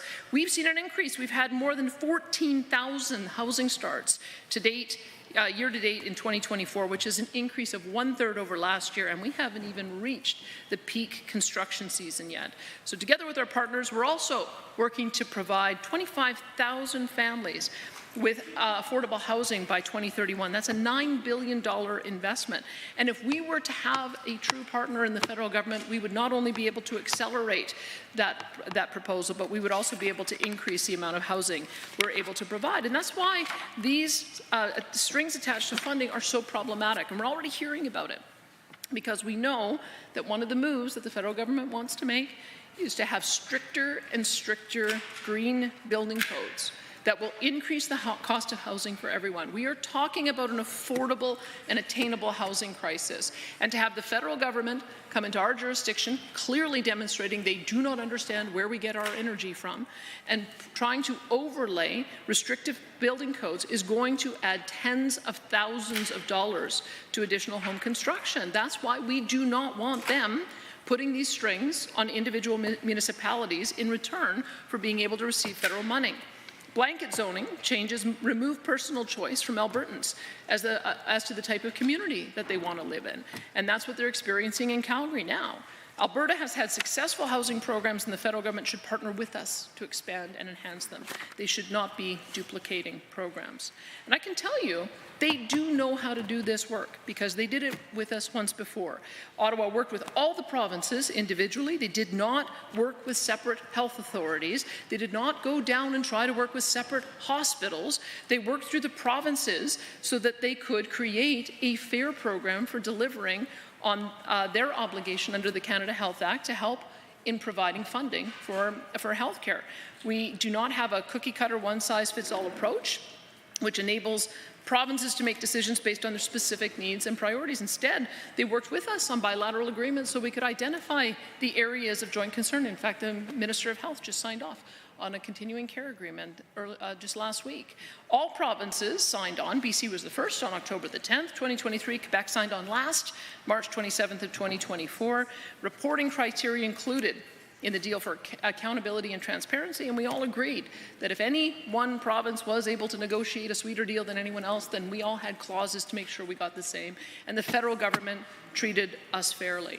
Now, I know that the members opposite would like to argue that somehow this approach that we are taking is going to strain our relationship with the federal government. It's going to result in less money for Alberta. Well, Madam Speaker, I don't know how we could get less money for Alberta than what we currently already have. They take more tax revenues from us than any other jurisdiction, about $5,000 per person, and then every single program they end up giving us back less than we're entitled to, not only a per capita basis, but also on the basis of the growth that we're experiencing. On the issue of housing, they don't even acknowledge the fact that we have been the destination now for more than 20% of newcomers coming to the country, including more than 60,000 Ukrainians, which have found safe harbor as well as opportunity in our province. In fact, we've been asking for them to acknowledge that we need to have our appropriate level of provincial nominees through the provincial nominee program. We have about the same as Manitoba, which is a fraction of our population. Why can't they deliver on giving us 20,000 new provincial nominees, which is what we've been asking for time and time again? These are the kind of ways in which we are treated unfairly under our Constitution, and we are going to assert that we have to take the same approach as Quebec. Quebec, incidentally, they choose 55% of the newcomers that come to their province. And so why have this difference in the treatment between our two provinces? Because you know what will happen as well. With the resettlement of newcomers, it requires additional dollars to support them. So we're not getting the appropriate share of dollars in order to be able to support the newcomers to our province. That's simply not fair.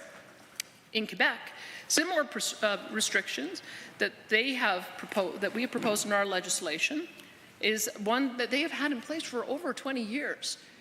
And the federal government has respected those guidelines for over 20 years through different types of government. So that should tell you something, Madam Speaker. When we look at how successful Quebec seems to be in being able to get federal compensation, even though they opt out of programs, and say, hey, don't worry, we can deliver them, they have success time and time and time again. And it's because of legislation like this that has been in place. It also covers the same entities that are covered by our legislation. Municipalities and municipal bodies, public agencies such as post-secondary institutions, school boards and health agencies, other legal entities that receive more than 50% of their funding from the province. You're getting more than 50% of your funding from the province, then the province should have some say in how those dollars are spent. Agreements are still made, money still flows, but Quebec's provincial jurisdiction and priorities is respected. Now let me just say a word about our post-secondary institutions. Ottawa's priorities are not Alberta's priorities. Alberta has been funding targeted enrollment expansion based on Alberta's labour market in order to ensure industry and job creators have the skilled and professional workers that they need. And in fact, the Minister of Advanced Education just announced a major expansion in supporting NAIT that will enable them to train 4,200 more new apprentices. That is the approach that we need to take in Alberta. We have massive new projects that are going to be need to be built, not the least of which being Dow Chemical Petrochemical plant, which is going to be 6,000 to 8,000 workers that are needed there, plus all of the new workers that we're going to need to be able to keep up with our housing requirements. This is the priority that we have. Ottawa provides funding specifically in other areas that are not urgently needed in our workplaces and our economy. Ottawa specifically funds programs, initiatives, and research that furthers their ideology, and that ideology is often contrary to Alberta's interests, like the plastics ban.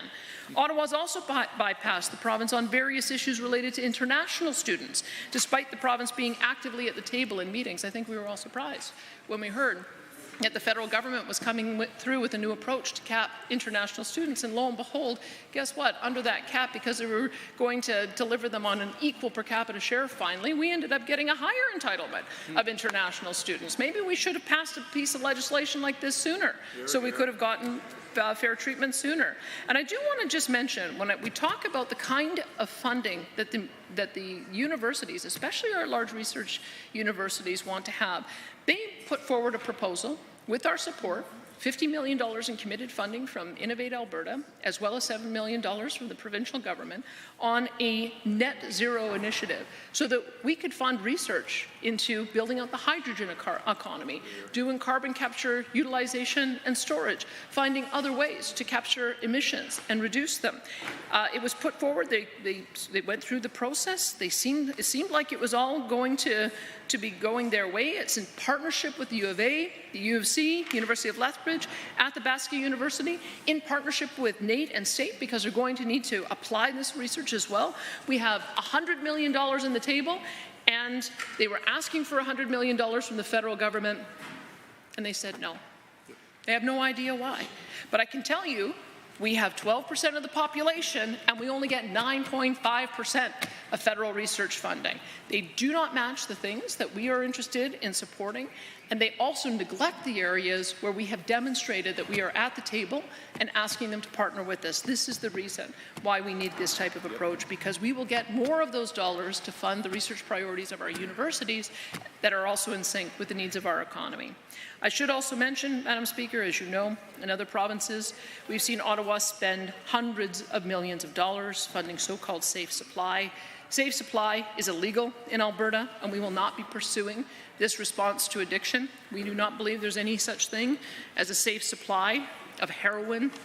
There's no safe meth. There's no safe fentanyl.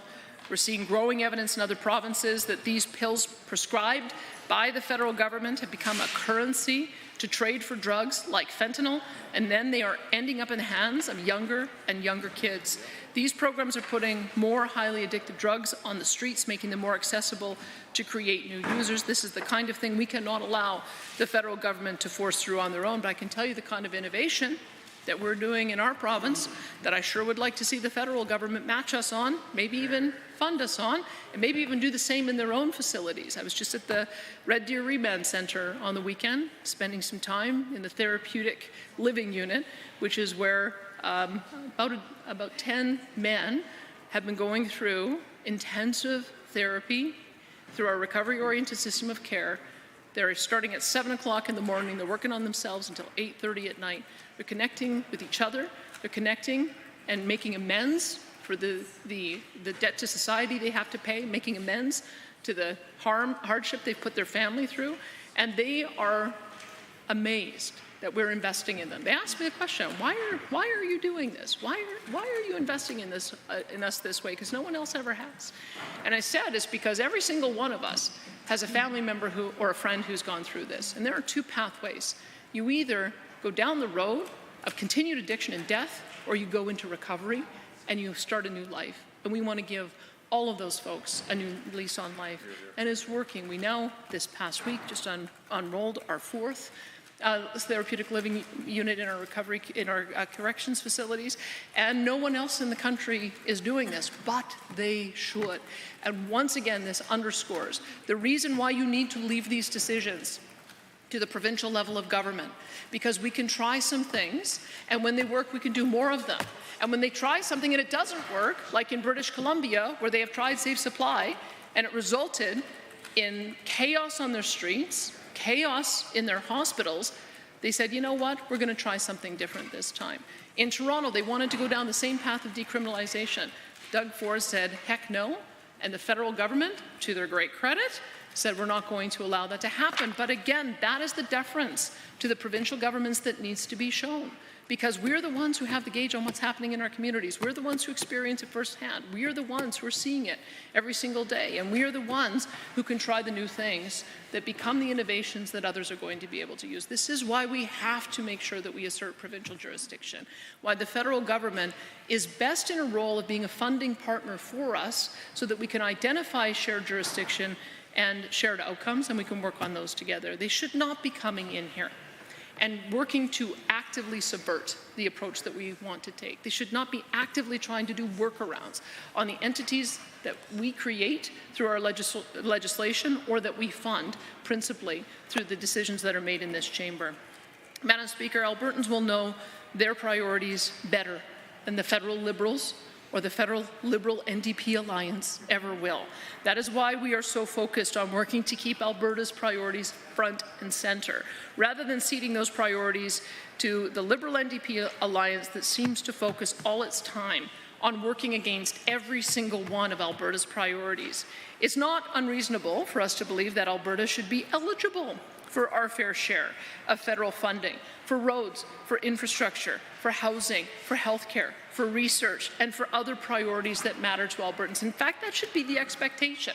At a bare minimum, we should be getting per capita funding, but in areas where we have higher pressure because we are the place that is creating most of the jobs, and we are the place that is attracting so many people from across the country and giving safe harbor to people from around the world, there's some areas where we actually should get more than equal per capita funding. But at the very minimum, we should be getting our fair share. And it's good governance to ensure that we are taking responsibility of all of our areas to govern. We can defend our constitutionally mandated jurisdiction and still be a good partner in Confederation. I would argue we are a very good partner in Confederation. Federalism works when all parties respect the jurisdiction lines drawn up by the Constitution, but right now it's the federal government who refuses to respect those jurisdictional lines. It's the federal government who is not being a good partner in Confederation. Madam Speaker, the Provincial Priorities Act seeks to make these lines clear and keep Ottawa focused on national issues, while we will focus on provincial ones. We want them to build the Ridley Island Terminal as a way for us to export more of our products to market. Trade is a federal responsibility. Ports are a federal responsibility.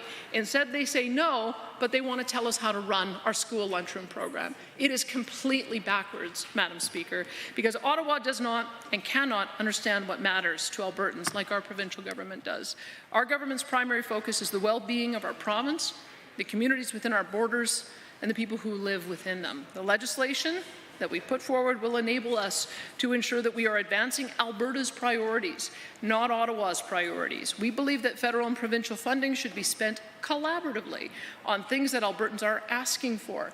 This legislation will help ensure that Albertans get their fair share, that it's spent on the projects that will make a real difference in our province. That's why I'm pleased to move third reading of the Provincial Priorities Act, Madam Speaker, and I'll adjourn debate. Having heard the motion to adjourn debate, all those in favour, please say aye. Aye. Any opposed, please say no. No. So carried. Your government motions. Motion number 45, Honourable Mr. Scow. The Honourable Deputy Government House Leader. Well, thank you, Madam Speaker. On behalf of the Government House Leader, I rise today to move motion 45, which reads as follows: be it resolved pursuant to Standing Order 3-9, the 2024 spring sitting of the Assembly shall stand adjourned upon the Government House Leader advising the Assembly that business of the sitting is concluded. This is not a debatable motion, so having heard the motion as proposed by the Honourable Deputy Government House Leader, does the Assembly agree to the motion? All those in favour, please say aye. Aye. Any opposed, please say no. No. So carried. Division has been called. Ring the bells.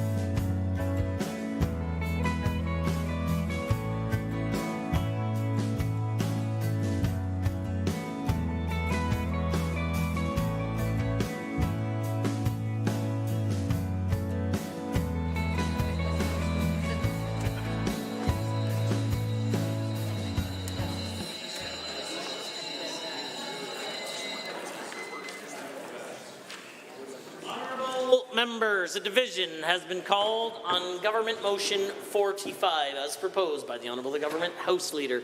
All those in favour of the motion, please rise.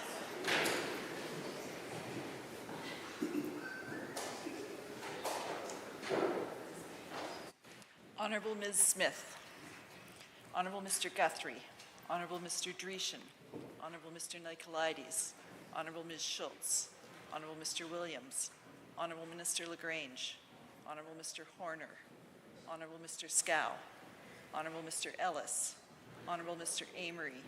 Honourable Mr. Newdorf. Honourable Mr. Lowen. Honourable Mr. Wilson. Honourable Mr. Jean. Honourable Mr. Glubish. Honourable Mr. Nixon. Mr. Long. Mr. Rosewell. Honourable Mr. Turton. Honourable Mr. Yassin. Honourable Mr. McIver. Honourable Ms. Furr. Honourable Mr. Jones. Honourable Mrs. Sawney. Mr. Getson. Honourable Mr. Sigurdsson. Honourable Mr. Nally. Honourable Mr. Hunter. Mr. Yao. Mr. Van Dyken. Ms. Pitt. Mr. Sear. Mr. Lunty. Mr. Weeb. Mr. Boychenko. Mr. McDougall. Mr. Wright. Mrs. Petrovic. Mr. Stefan. Mr. Dick. Honourable Ms. Armstrong-Hominick. Ms. de Jong. Mr. Sinclair. Mr. Bouchard. Mr. Singh. Ms. Lovely. Mrs. Johnson. All those opposed to Government Motion 45, please rise. Ms. Algenaid. Ms. Wright. Member Hoyle.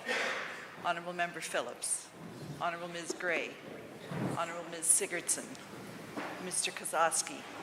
Ms. Sweet. Member Haji. Member Tejada. Mr. Cayende.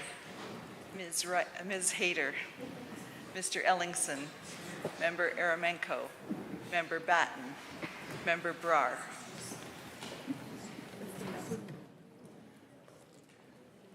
Mr. Speaker, total for the motion 48, total against 16. Motion is carried and so ordered. Government motions. Motion number 42. Honourable Mr. Scow. Well, thank you, Mr. Speaker. I rise on behalf of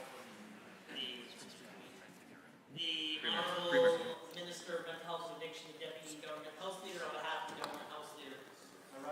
Move Government Motion 42, which reads as follows. Be it resolved that when further consideration of Bill 18, Provincial Priorities Act is resumed, not more than 1 hour shall be allotted to any further consideration of the bill in third reading, at which time every question necessary for the disposal of the bill at that stage shall be put forthwith. The Honourable Deputy Government House Leader has moved Government Motion 42. This is a time allocation motion in which permits 5 minutes for a member of the official opposition to respond. And I see the Honourable Member for Calgary Elbow intends to do so. Thank you, Mr. Speaker. Here we are again, another time allocation motion. I've been struck, especially given the late nights, the one late night that we've had so far, that just being here, standing in this house, as a child of immigrants, as somebody whose parents really came from a place where it would be impossible for me to have this role. Just what an amazing honor and privilege that it is, to have a voice. To literally be paid by the taxpayer to have a voice for the people in my community is so incredibly humbling. Especially so much so that this is a province where so many are voiceless. And it's really more than just being a representative. I get to represent. I am a part of so many various different communities who are here. And, look, Mr. Speaker, debate matters. clearly, we just saw this when the Premier spent 25 minutes of her time debating this very bill, Bill 18. And the reason she did that was because words matter, and the words that she says in this House matter.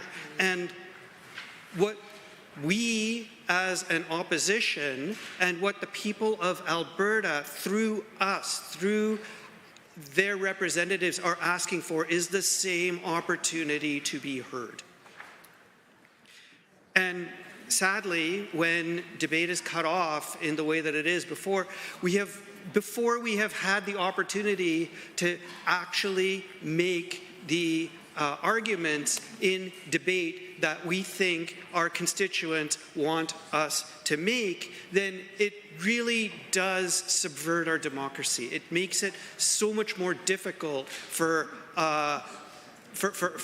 everyone to bring this province together. This institution matters. And sometimes I'm very unclear about exactly how it matters, but it has existed for 800 years. And it exists in the way that it does, and it's always existed the way that it does because this has been the best system that we have figured out yet for how to resolve our disagreements and move forward. And so by saying that, look, big parts of how this institution is run, it's just not all that important anymore. That when only maybe about a dozen members of the opposition get to speak on a bill, it just means that we're not really having the best results, and more importantly, we're clearly not getting a social consensus. And I very much fear about the rise of polarization, the rise of conflict that really comes out of the failure to approach our democracy seriously and try and use the tools that we have that have worked for centuries in order to create a democratic consensus. And so, Mr. Speaker, through you, I'd like to urge every single member of the caucus on the other side to please very seriously consider what, by all means, support your bill, pass it, move your agenda, but give us a chance to speak. Thank you very much, Mr. Speaker. Honourable members, the Honourable the Deputy Government House Leader has moved Government Motion 42. All those in favour of the motion, please say aye. Aye. Any opposed, please say no. No. In my opinion, the ayes have it. That motion is carried and so ordered, and a division has been called. Call in the members.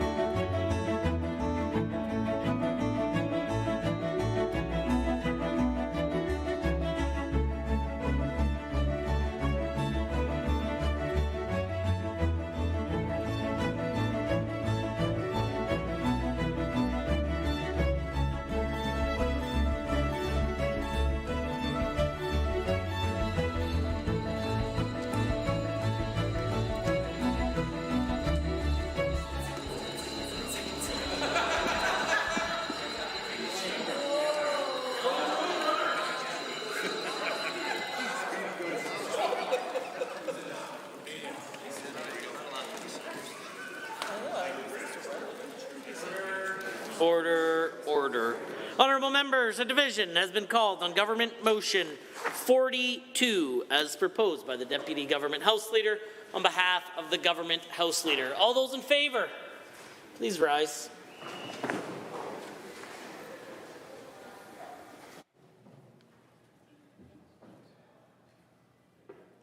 Honourable Mr. Guthrie, Honourable Mr. Dreeshen, Honourable Mr. Nicolaides, Honourable Ms. Schultz, Honourable Mr. Williams, Honourable Minister LaGrange, Honourable Mr. Horner, Honourable Mr. Scow, Honourable Mr. Ellis, Honourable Mr. Amory, Honourable Mr. Newdorf, Honourable Mr. Lowen, Honourable Mr. Wilson, Honourable Mr. Glubish, Honourable Mr. Nixon, Mr. Long, Mr. Rosewell, Honourable Mr. Turton, Honourable Mr. Yassin, Honourable Mr. McIver, Honourable Ms. Furr, Honourable Mr. Jones, Honourable Mrs. Sani, Mr. Getson, Honourable Mr. Sigurdsson, Honourable Mr. Nally, Honourable Mr. Hunter, Mr. Yao, Mr. Van Dyken, Ms. Pitt, Mr. Sear, Mr. Lunty, Mr. Wiebe, Mr. Boychenko, Mr. McDougall, Mr. Wright, Mrs. Petrovic, Mr. Stefan, Mr. Dick, Honourable Ms. Armstrong-Hominick, Ms. de Jong, Mr. Sinclair, Mr. Bouchard, Mr. Singh, Ms. Lovely, Mrs. Johnson. All those opposed to the motion, please rise. Ms. Algenaid, Ms. Wright, Member Hoyle, Honourable Member Phillips, Honourable Ms. Gray, Honourable Ms. Sigurdsson, Mr. Kozaski, Ms. Sweet, Mr. Haji, Member Tejada, Member Cayende, Ms. Hayter, Mr. Ellingson, Member Aramenko, Member Batten, Member Brar. Mr. Speaker, total for the motion 46, total against 16. Motion is carried and so ordered. Committee of the Whole.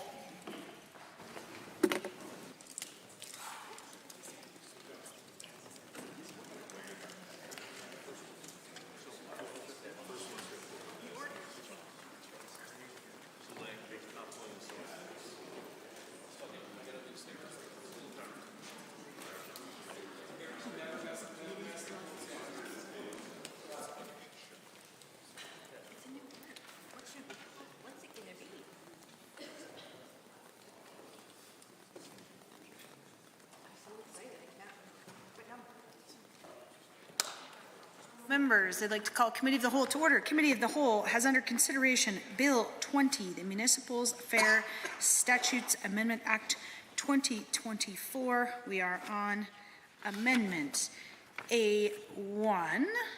Are there members wishing to join the debate? The Honourable Minister of Municipal Affairs.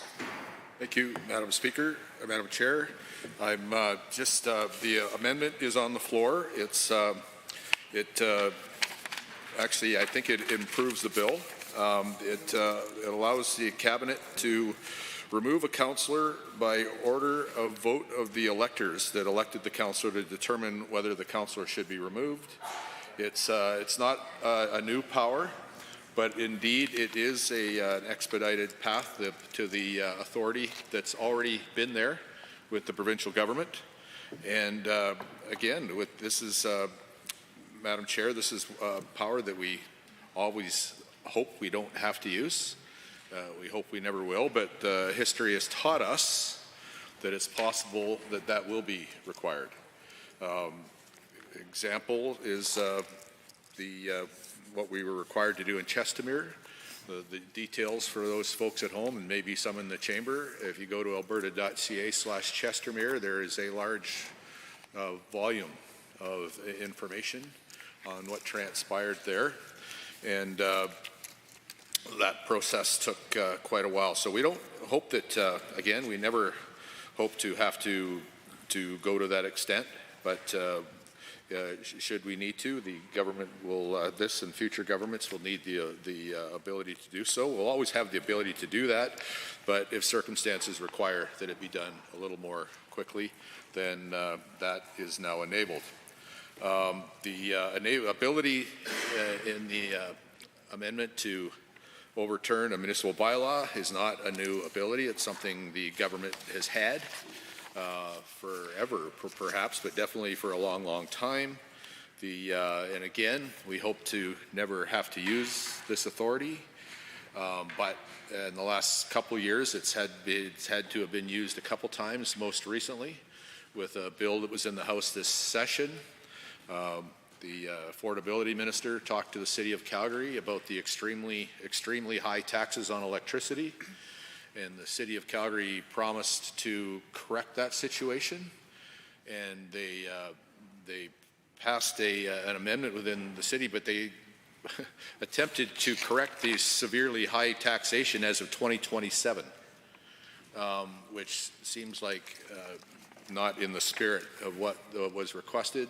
So the minister put a responsible piece of legislation before this assembly to correct that at the end of this year instead of 2 years later than that. So from time to time, I guess what I'm saying, Madam Chair, is that these things, even though government dislikes doing these things and prefers not to, from time to time, a municipality makes decisions that require it. And again, this is not a new authority, but indeed a somewhat expedited path to the authority, should that authority be needed. The other example in recent time where a bylaw has had to be overturned is near the end of COVID restrictions, when the government removed mask mandates. The City of Edmonton chose, irresponsibly in my opinion, to try to become the health ministry and require a mask mandate within the City of Edmonton. And at that time, we had to put a piece of legislation before this assembly in order to not allow that. Now, and that was okay, Madam Chair, I suppose. It was unfortunate that Edmonton did that, but it was able to be done because the House was sitting. But the reason this amendment is important is, what if something of that nature was done in the middle of June or July and the House isn't going to sit for several more months? Then a very bad decision by a municipality might be in force and causing problems for several months, or at great expense, who might have had to try to reassemble this House in the middle of summer. And that would be expensive, unfortunate, and well, I don't feel sorry for any of us MLAs if that was to happen, but I do definitely feel sorry for the staff, the clerks, the other security, the other people that work in this building, if they were to perhaps have to come back suddenly from perhaps a well-earned vacation, perhaps, and some that might have had booked for 2 years with their family. So this is reasons why these amendments are required. The other piece of the amendment is, of course, to make the bill come into force, not upon passing, but on when it's proclaimed. And simple reason for that, at least one of the reasons for that, is that currently there's some by-elections, going on in Alberta. And of course, in the same way that most people would say you don't change the rules in the middle of a game, whether it's a soccer game or a hockey game or a baseball game, whatever game it is you want to think of.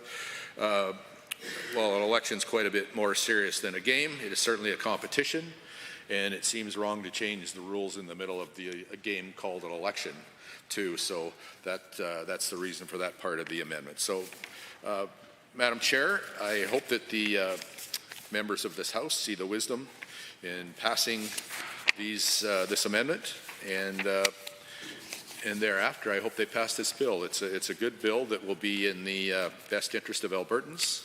We have, of course, committed to consulting with municipalities and Albertans on the regulations that will underpin the legislation, and we have every intention of keeping that commitment. So with that, I will not take more time right now and encourage folks in this House to vote for this important amendment. Hear, hear. Hear, hear. The honourable member for Sherwood Park. Chair, thank you to the minister for his comments and in our time allocated debate. Bill 20 from the government, this has put forward some amendments, but how did we get here? We got here because prior to bringing a bill into place, we had no consultation with key stakeholders. Rural Municipality Association, Alberta municipalities are both opposed to this bill and the amendments that have been brought forward. So I'm going to propose an amendment to the amendment. The government amendment does not go far enough. So the amendment to Bill 20 from the government in relation to the ability to remove a councillor or amend or strike a bylaw is inadequate and still done within nebulous terms such as government interest, and it's done in cabinet, not in public. Sorry, I hesitate to interrupt. Perhaps I should have a copy of the amendment before you speak further to it, or the sub-amendment. Yeah.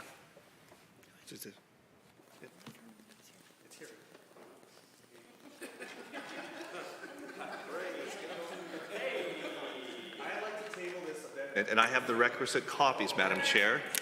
I would love the pages, They're behind you. assistance. Good job. Thank you so much. Hold on, is this the original?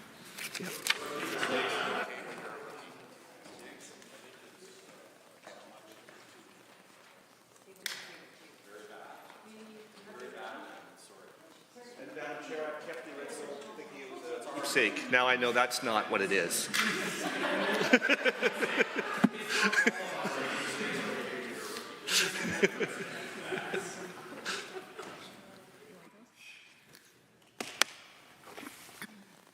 Some of us still make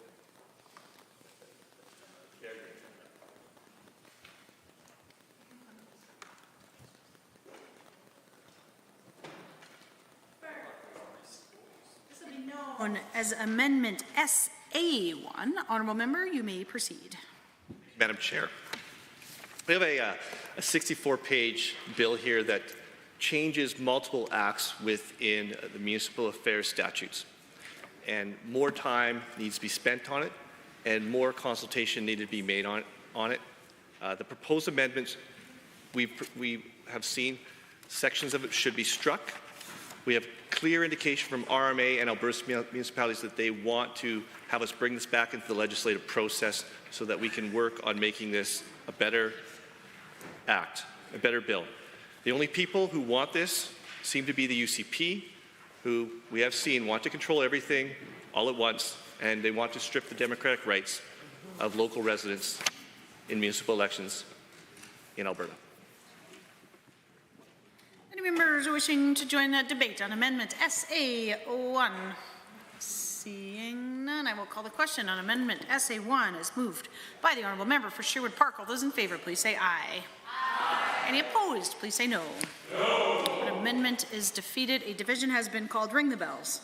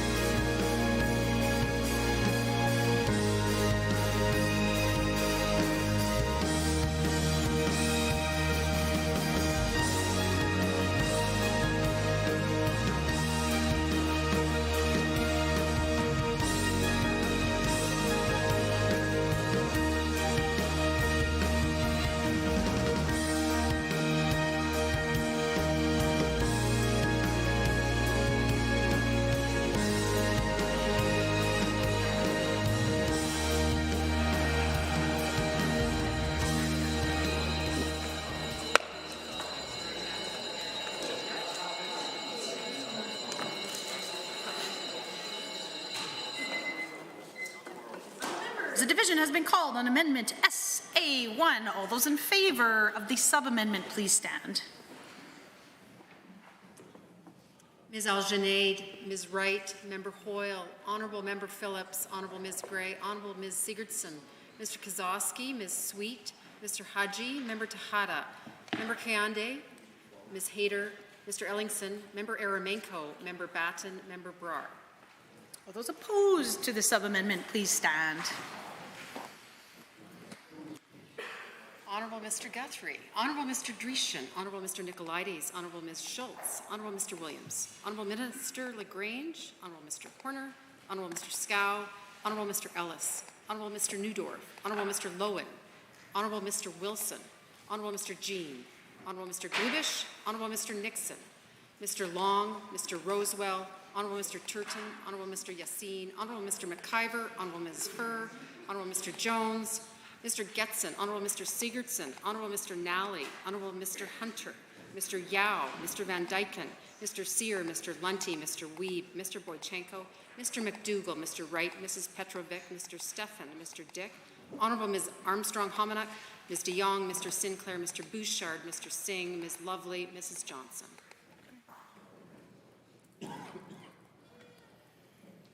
Madam Chair, total for the amendment 16, total against 44.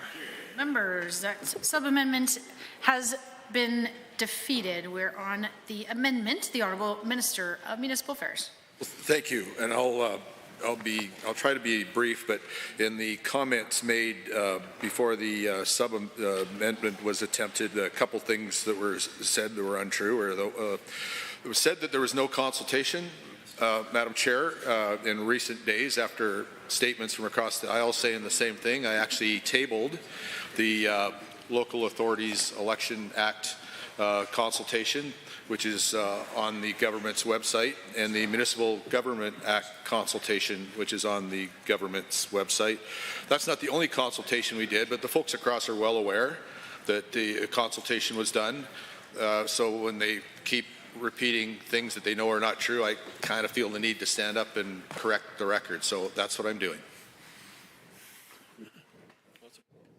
Any other members to Amendment A1? Seeing none, I will call the question on Amendment A1. All those in favor, please say aye. Aye. Any opposed, please say no. That is carried. We are in Committee of the Whole on Bill 20, Municipal Statutes, Affairs Statutes Amendment Act 2024.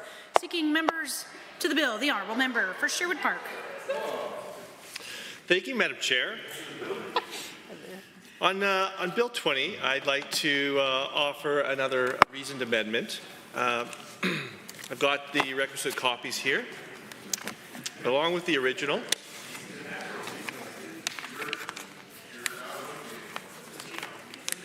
No. Reasoned. Oh, maybe it's not. It's amendment. There you go. I'm offering, I did, but I maybe don't. So there we go with an amendment. It's a reasonable amendment. Let the Hampshire record show I have a reasonable amendment. Wait till I have a copy, Honourable Member. Honourable Member, this will be known as Amendment SA2. And A2. You may proceed. Thank you, Madam Chair. So this amendment strikes the sections that enable political parties. No one has been asking for this. The majority of Albertans are opposed to political parties. We are looking for a less partisan world. They're opposed to political parties in municipal elections. The reason the UCP are proposing this is they want to have, it seems, every level of government loyal to the UCP or their conservative counterparts. The UCP want to have zero dissent and freedom amongst Albertans. And so we know that there is opposition to making the lives of municipal councillors more difficult by making it more partisan, and we want to maintain our current system of democracy at the municipal level. So that is why we have proposed this reasonable amendment.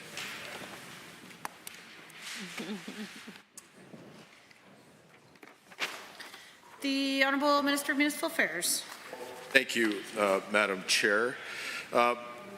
The honourable opposition member has moved this amendment, and let me say I don't support it.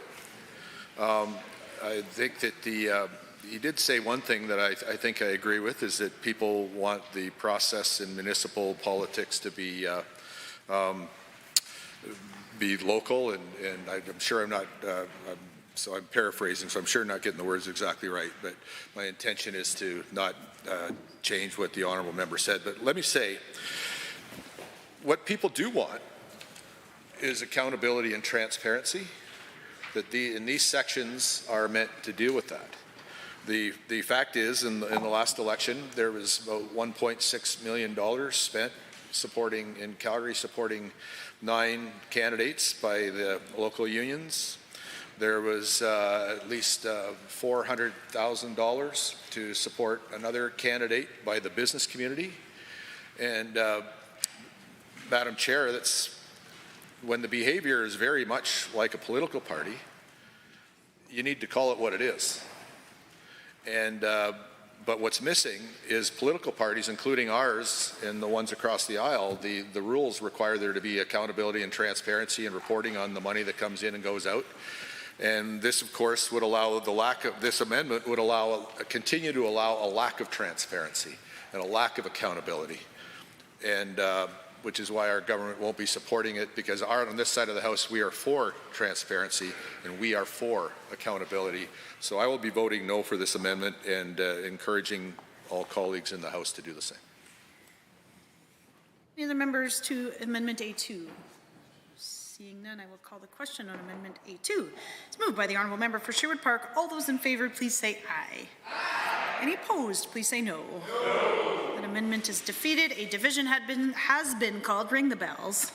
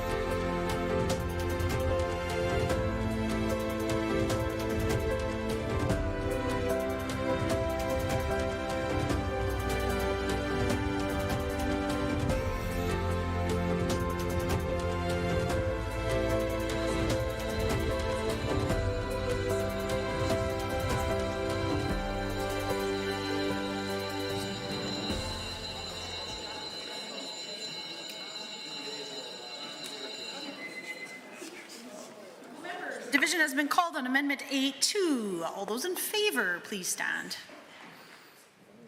Ms. Algenet, Ms. Wright, Member Hoyle, Honourable Member Phillips, Honourable Ms. Gray, Honourable Ms. Sigurdsson, Mr. Kozowski, Ms. Sweet, Mr. Haji, Member Tejada, Member Kayande, Ms. Hayter, Mr. Ellingson, Member Batten, Member Brar. All those opposed, please stand. Honourable Mr. Guthrie, Honourable Mr. Dreeshen, Honourable Mr. Nicolaides, Honourable Ms. Schultz, Honourable Mr. Williams, Honourable Minister Lagrange, Honourable Mr. Horner, Honourable Mr. Scow, Honourable Mr. Ellis, Honourable Mr. Newdorf, Honourable Mr. Lowen, Honourable Mr. Wilson, Honourable Mr. Jean, Honourable Mr. Glubish, Honourable Mr. Nixon, Mr. Long, Mr. Rosewell, Honourable Mr. Turton, Honourable Mr. Yassine, Honourable Mr. McIver, Honourable Ms. Furr, Honourable Mr. Jones, Mr. Getson, Honourable Mr. Sigurdsson, Honourable Mr. Nally, Honourable Mr. Hunter, Mr. Yao, Mr. Van Dyken, Mr. Sear, Mr. Lunty, Mr. Wiebe, Mr. Boychenko, Mr. McDougall, Mr. Wright, Mrs. Petrovic, Mr. Stefan, Mr. Dick, Honourable Ms. Armstrong-Hominick, Ms. de Jong, Mr. Sinclair, Mr. Bouchard, Mr. Singh, Ms. Lovely.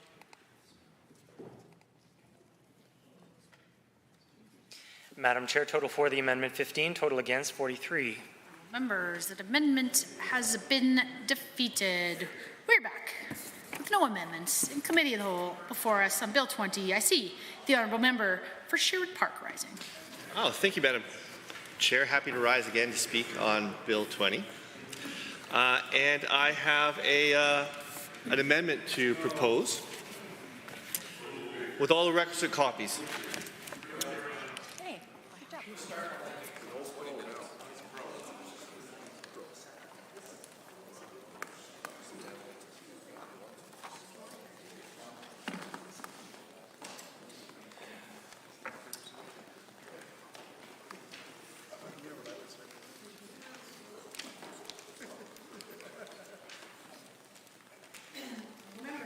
Be known as Amendment A3. Honourable member, you may proceed. Thank you, Madam Chair. The integrity of our democracy is being challenged. And so we would like to amend Bill 20 to reinstate the ability to vouch for another individual's identity. The change in vouching in Bill 20 is intended, it seems, to disenfranchise Albertans and will limit the ability of anyone not on a permanent list from voting. The UCP might say that the permanent voter list is a good thing, but it does not provide an updating of the list for local elections. So it's not working with our local communities to make sure our local democracy has the best resources and best list available. It does not provide, the bill does not provide the ability of being added to the list on election day. So if you've just moved to town and you don't have any address locally, too bad. You lost your ID the day before the election, you'd like to still vote, exercise your right, too bad. Maybe your driver's license has expired like as it has for many seniors, too bad. Maybe you're houseless. You'd like to vote? No, too bad. Vouching is an acceptable means of increasing access to democracy, and this change by the UCP is a step in the wrong direction. The Alberta municipalities recommend that the ability to vouch for another elector be maintained in the legislation, and we are concerned that it is being narrowed. Additionally, it is worth noting that it will create confusion for voters since vouching is accepted for provincial and federal elections. It is a system that has a high level of integrity, is not abused, and does give people the opportunity to vote. And for that reason, we are presenting an amendment that will reinstate the ability to vouch as we do vouch in provincial and federal elections. So that will change Bill 20. So I hope that will be accepted by all members of the Assembly. Good job. The Honourable Minister of Municipal Affairs and Amendment A3. Well, thank you, Madam Chair, and I thank the honourable colleague that moved the amendment for his thoughts and efforts there. But let me say, I'm going to make an assumption, and I realize assumptions aren't guaranteed to be true, but the assumption I'm making is that the honourable member, well, I won't accuse him of having anything but good intent, perhaps doesn't understand what we're trying to do in the legislation as well as we prefer that he did. So, thing is, vouching is rarely used. That's a fact. It has a place.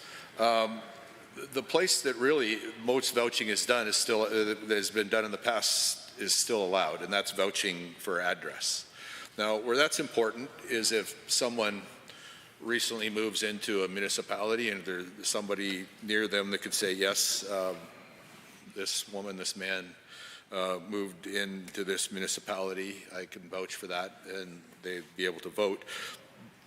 But more often than just that, and that's a legitimate reason, but the other reason is currently the address, the most common form of ID that's used at election time is the driver's license. And many times the driver's license doesn't actually have the street address. In many rural parts of Alberta, it'll say post office box, 456, 789, whatever it happens to be. And it's hard to know whether the person with that on their driver's license actually lives in which municipality they live in, or which city, county, town, village that they live in. So vouching will continue to be available for that. But the other thing that I think that the honourable member that moved the amendment, and I'm sensitive to this, and I actually appreciate his concern for this, because we are making a commitment as a government to those who might be homeless, that might be low income, that might not have a permanent place to live.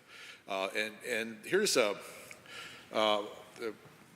Minister of Social Service, Seniors and Social Services, his ministry has actually been at the lead of this. When we dealt with the illegal encampments in Edmonton and worked with the Edmonton police to get people out of danger in those encampments, and we have now the center that they go to. Say the word for me. What the center? Navigation Center. Thank you. That word slipped my mind. I'm sorry, Madam Chair.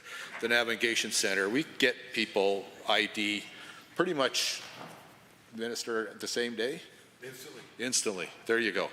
Okay. So I appreciate the concern on this, honourable member, with the amendment, but our government's making a big commitment to make that ID available basically instantly, or as close as we can. And our commitment is to make sure that everybody who lives in Alberta is a Canadian citizen and 18 years old that wants to vote can. So I actually appreciate the honourable member's concern for this, because the honourable member may not be aware, and it'd be no fault to the honourable member, how committed our government is to this. We're going to hold ourselves to a high standard to try to get everybody that wants ID to have ID before the next election.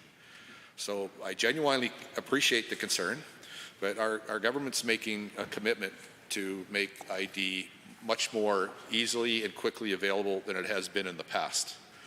And in the next, I guess, about a year and a half between now and the next election, we got to make sure that what we can do now in Edmonton, we can do in many other places across the province. So again, I won't criticize that concern. I think that's a legitimate concern, but I'm just saying we are determined. And on top of that, Madam Chair, the other thing that we're doing as government that, well, it's not in the amendment, it does speak to the honourable member's remarks, is the expansion of special ballots. Up to in past elections, past municipal elections, there was 2 or 3 accepted reasons to have a special ballot. When this next municipal election comes, the only reason you need is that you want one. You don't have to prove that you're out of town working. You don't have to prove that you're in the hospital. You don't have to prove that. You can just say, I want one. And we will provide a form where you can get one. So that, again, even if you have mobility problems, if you're going to be out of the province working or out of the province on vacation, or maybe just don't feel like going outdoors on the day of the election and want to get your vote in ahead of time, could be because you're helping somebody in this legislature try to get reelected. Doesn't matter. The point is you don't need a reason other than the fact that you want one. So people will be able to get a special ballot ahead of time, get it in the mail, and make sure that their vote counts and will be in, and we're going to make a bigger effort to do that too. So for those reasons, I won't be supporting the amendment, despite the fact that I think some of the reasoning for it was well intended. But I think other things that we have in the legislation, I think, deal with those concerns, and I for that reason, I won't be supporting it and suggest that other members of the legislature choose also not to do. The Honourable Minister of Community and Social Services and Seniors. Well, I just want to take a moment to rise and build a little bit on what the Minister of Municipal Affairs said, because I think it's important to make sure that members understand the facts of how that voting mechanism would work when it comes to the homeless. As the Minister said, it's commendable to see the member ask that question. The reality is the Minister's correct. First of all, with the Navigation Centre in Edmonton working with Service Alberta, we can deliver actual full photograph ID instantaneously right there at the facility, and people can leave with the ID.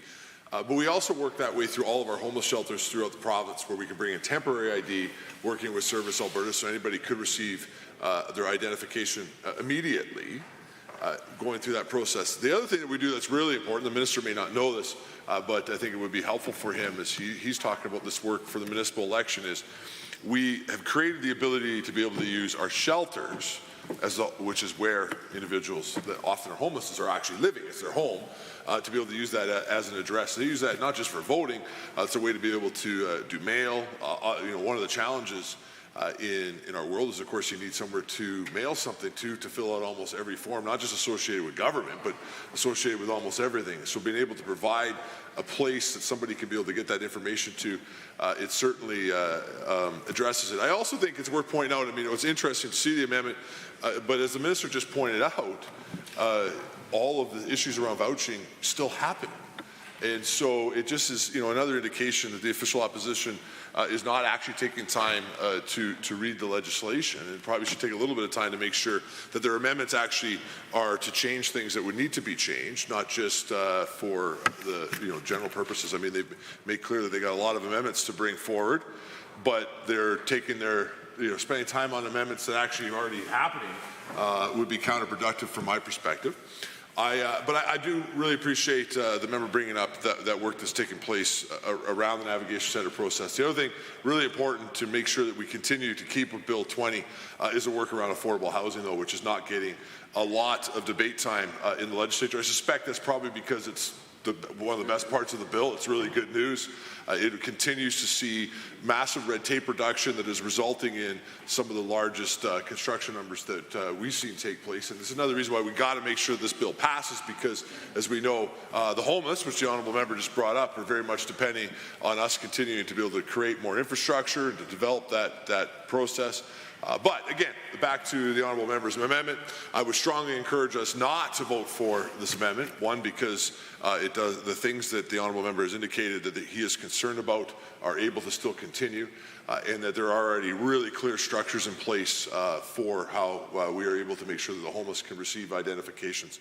I think, Madam Chair, there's also a reason why, hopefully in the future, we could see the official opposition support some of the measures that we're trying to do to be able to get people into locations like that, because what I can tell you, Madam Chair, won't happen is we can't do that process when individuals are in temporary places, right? So when they're, as the Minister said, when you're dealing with dangerous encampments, there clearly is no way that we'd be able to produce ID or give any sort of an address, not only to be able to help somebody to be able to vote, but to be able to get them their income support checks, access to things like AISH or other things that they may be able to, or may need just to be able to function or to be able to get a step up when it's going forward.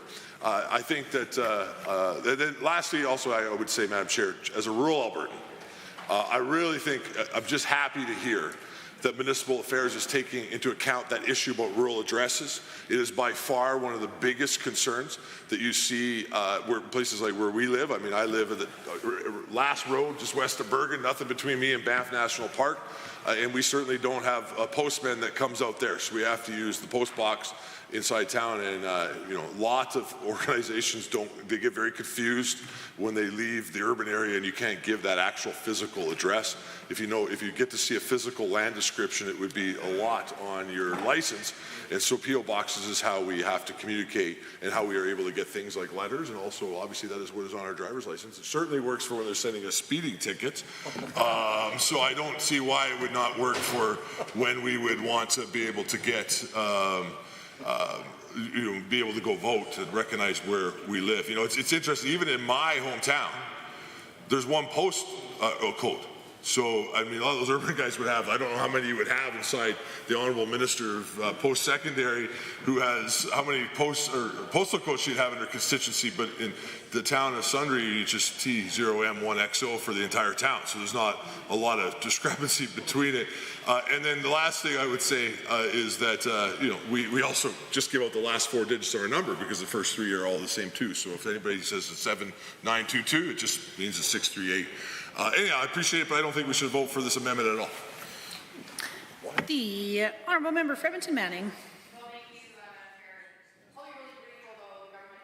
Up all the time. We just received a urgent email from ACFN urging the provincial government to extend the rights to vote in local elections to Indigenous Albertans. Clearly, the government has not consulted with Indigenous communities. Most Canadians would be shocked to learn that there are still places in Canada where it is illegal for Indigenous people to vote in their local elections. In Alberta and some of the other provinces, Indigenous people who live on reserve that are connected or surrounded by municipalities or regional governments are ineligible to vote in their local elections. This means that Indigenous Canadians are disenfranchised when it comes to local decisions. It is true. In British Columbia, the issue is resolved by incorporating urban reserves and the boundaries of municipalities and regional district governments while still preserving the rights and titles of Bound Council. With the introduction of Bill 20, Municipal Affairs Statutes Amendment Act, the Alberta Legislature has a rare opportunity to right this historic wrong. Extending the rights to vote for all Indigenous Albertans would be a giant step forward. ACFN has proposed a simple amendment to the Alberta Legislature that would allow Indigenous Albertans to vote in local elections. Passing this amendment would end the legislative session on a positive note and send a strong signal to Indigenous Albertans, says Chief Adam. It is ethically and legally the right thing to do. The Honourable Minister of Indigenous Relations. Voting for me just the last election worked that were Indigenous people, and they could vote at any election booth, same as anyone else. So I'm not sure if this is some other province, but I'm pretty sure in Alberta you can vote wherever you want. Well, I'm just saying I know people voted for me all over the province, and I know that they could do it. So I'm just saying. Are there others to join the debate? The Honourable Minister of Municipal Affairs. Oh, listen, I appreciate the honourable member across reading the email, and I appreciate the honourable Minister of Indigenous Relations. But let me be sure, I believe Indigenous people can vote across Alberta in municipal elections. If it turns out I'm wrong, and I've been wrong before, if we don't fix it today, we'll fix it before the next municipal election. I don't think it's true, but we'll be happy to fix it if it turns out that it's not true. I know we bent over backwards to make sure Indigenous people could vote in the referendums and such in the last municipal election. We'll bend over backwards again to make it possible. If it turns out I'm wrong, I'll fix it. I can't fix it today, but we'll fix it before the next municipal election, if indeed that is the case. The Honourable Member for Edmonton Manning. Madam Chair, well, given that what the Minister has just said, we do have an opportunity in third reading to do a recommittal to fix this problem. Will the Minister commit today to going to a recommittal? Any other members to join the Honourable Minister of Municipal Affairs? No, as I said, we will do the research. We'll find out what's true and what isn't. I don't think a recommittal is the way to do it, but there is a fall session, there's a spring session before the next municipal election. If that is indeed an issue, we will fix it.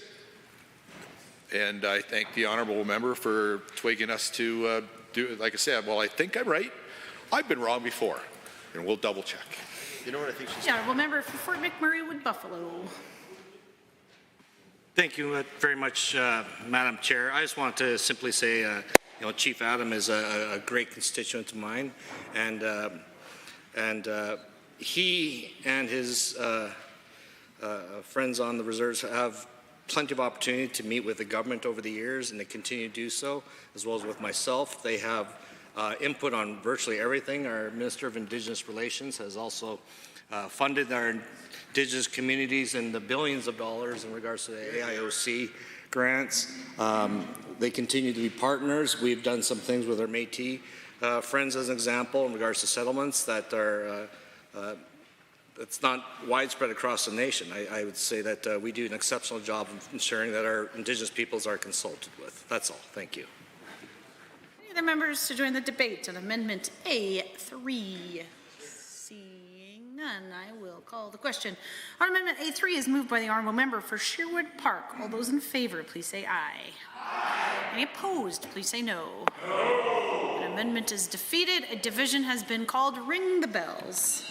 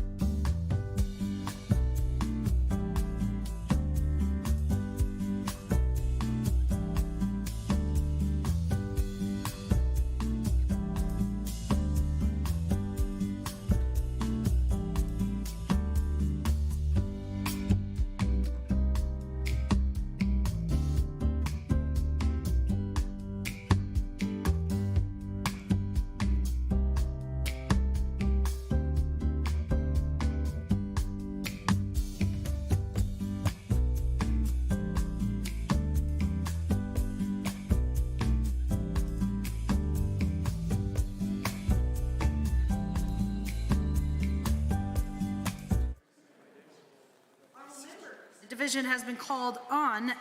Amendment A3 is moved by the honourable member for Sherwood Park. All those in favour of the amendment, please stand. Ms. Algenet, Ms. Wright, Member Hoyle, Honourable Member Phillips, Honourable Ms. Gray, Honourable Ms. Sigurdsson, Mr. Kozowski, Ms. Sweet, Mr. Haji, Member Tahada, Member Kayande, Ms. Hayter, Mr. Ellingson, Member Aramenko, Member Batten, Member Brar. Any opposed, please stand. Honourable Mr. Dreeshen, Honourable Mr. Nicolaides, Honourable Ms. Schultz, Honourable Mr. Williams, Honourable Minister LaGrange, Honourable Mr. Horner, Honourable Mr. Scow, Honourable Mr. Ellis, Honourable Mr. Newdorf, Honourable Mr. Lowen, Honourable Mr. Wilson, Honourable Mr. Jean, Honourable Mr. Glubish, Honourable Mr. Nixon, Mr. Long, Mr. Rosewell, Honourable Mr. Turton, Honourable Mr. Yassine, Honourable Mr. McIver, Honourable Ms. Furr, Honourable Mr. Jones, Honourable Mrs. Sawney, Honourable Mr. Getson, Honourable Mr. Sigurdsson, Honourable Mr. Nally, Honourable Mr. Hunter, Mr. Yao, Mr. Van Dyken, Mr. Sear, Mr. Lunty, Mr. Weeb, Mr. Boychenko, Mr. McDougall, Mr. Wright, Mrs. Petrovic, Mr. Stephan, Mr. Dick, Honourable Ms. Armstrong-Homenek, Ms. de Jong, Mr. Bouchard, Mr. Singh, Ms. Lovely, Mrs. Johnson. Madam Chair, total for the amendment 16, total against 43. Members, that amendment has been defeated. There's about 2 minutes remaining in committee of whole. The honourable member for Sherwood Park. Thank you, Madam Chair. Just back to our last discussion about Indigenous members' ability to vote. Maybe it was suggested the minister should go back to his meeting on March 26th with the AFCN. In that meeting, it was brought up, this issue, and so it would be a worthwhile thing just to go back to the meeting minutes from that meeting. Madam Chair, I have I have an amendment to offer on Bill 20. And I'd have the requisite number of covers and the original for the pages to bring forward. This amendment... Until I have a copy of the amendment before you proceed.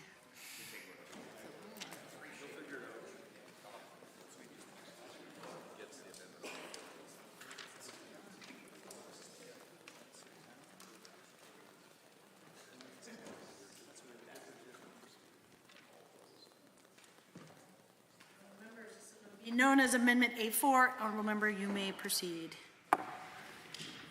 You may. Thank you, Madam Chair. You know, the death of truth is a statement that we hear about and we are dealing with in the context of our world. And what it leads to is... I hesitate to interrupt. I really do. But pursuant to Government Motion 40, agreed to on May 23rd, 2024, which states that after 1 hour of debate, all questions must be decided to conclude debate on Bill 20, Municipal Affairs Statutes Amendment Act 2024. I must now put the following questions to conclude debate. On Amendment A4, as moved by the Honourable Member for Sherwood Park, all those in favour, please say aye. Any opposed, please say no. That amendment is defeated. A division has been called. Ring the bells.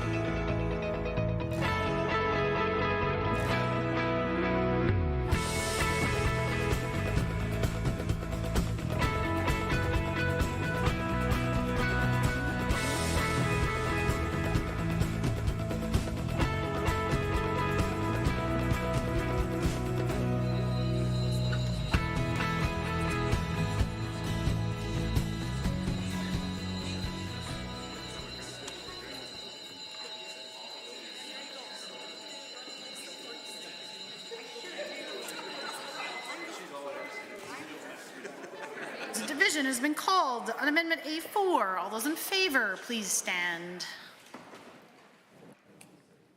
Ms. Algenade, Ms. Wright, Member Hoyle, Honourable Member Phillips, Honourable Ms. Gray, Honourable Ms. Sigurdsson, Mr. Kozowski, Ms. Sweet, Mr. Haji, Member Tejada, Member Kiande, Ms. Hayter, Mr. Ellingson, Member Aramenko, Member Batten, Member Brar. Any opposed, please stand. Honourable Mr. Dreeshen, Honourable Mr. Nicolaides, Honourable Ms. Schultz, Honourable Mr. Williams, Honourable Minister LaGrange, Honourable Mr. Horner, Honourable Mr. Scow, Honourable Mr. Ellis, Honourable Mr. Newdorf, Honourable Mr. Lowen, Honourable Mr. Wilson, Honourable Mr. Jean, Honourable Mr. Glubish, Honourable Mr. Nixon, Mr. Long, Mr. Rosewell, Honourable Mr. Turton, Honourable Mr. Yassin, Honourable Mr. McIver, Honourable Ms. Furr, Honourable Mr. Jones, Honourable Mrs. Sani, Mr. Getson, Honourable Mr. Sigurdsson, Honourable Mr. Nally, Honourable Mr. Hunter, Mr. Yao, Mr. Van Dyken, Mr. Sear, Mr. Lunty, Mr. Wiebe, Mr. Boychenko, Mr. McDougall, Mr. Wright, Mrs. Petrovic, Mr. Stefan, Mr. Dick, Honourable Ms. Armstrong-Hominick, Ms. de Jong, Mr. Sinclair, Mr. Bouchard, Mr. Singh, Ms. Lovely, Mrs. Johnson. Madam Chair, total for the amendment 16, total against 44. Members, an amendment has been defeated. On Bill 20, Municipal Affairs Statutes Amendment Act 2024, on the remaining clauses of the bill, are you agreed? Any opposed? No. Carried. Division has been called. Ring the bells.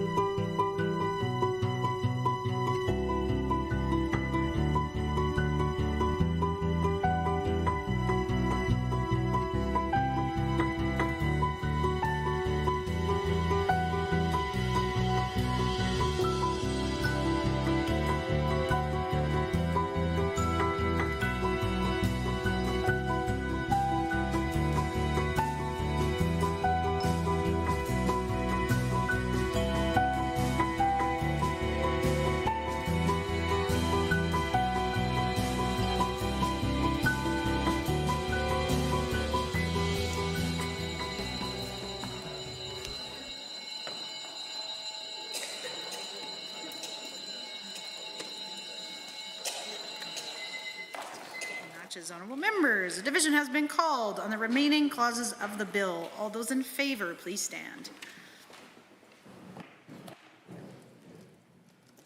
Honourable Mr. Dreeshen, Honourable Mr. Nicolaides, Honourable Ms. Schultz, Honourable Mr. Williams, Honourable Minister LaGrange, Honourable Mr. Horner, Honourable Mr. Scow, Honourable Mr. Ellis, Honourable Mr. Newdorf, Honourable Mr. Lowen, Honourable Mr. Wilson, Honourable Mr. Jean, Honourable Mr. Glubish, Honourable Mr. Nixon, Mr. Long, Mr. Rosewell, Honourable Mr. Turton, Honourable Mr. Yassine, Honourable Mr. McIver, Honourable Ms. Furr, Honourable Mrs. Sani, Mr. Getson, Honourable Mr. Sigurdsson, Honourable Mr. Nally, Honourable Mr. Hunter, Mr. Yao, Mr. Van Dyken, Mr. Sear, Mr. Lunty, Mr. Wiebe, Mr. Boychenko, Mr. McDougall, Mr. Wright, Mrs. Petrovic, Mr. Stefan, Mr. Dick, Honourable Ms. Armstrong-Hominick, Ms. de Jong, Mr. Sinclair, Mr. Bouchard, Mr. Singh, Ms. Lovely, Mrs. Johnson.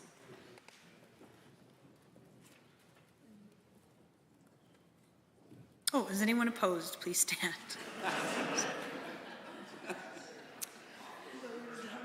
Ms. Algenaid, Ms. Wright, Member Hoyle, Honourable Member Phillips, Honourable Ms. Gray, Honourable Ms. Sigurdsson, Mr. Kozowski, Ms. Sweet, Mr. Haji, Member Tejada, Member Kayande, Ms. Hayter, Mr. Ellingson, Member Aromenko, Member Batten, Member Brar. Madam Chair, total in favor 43, total against 16. Members, that is carried. On title and preamble, are you agreed? Agreed. Any opposed? Carried. Shall the bill be reported? Are you agreed? Agreed. Any opposed? No. Carried.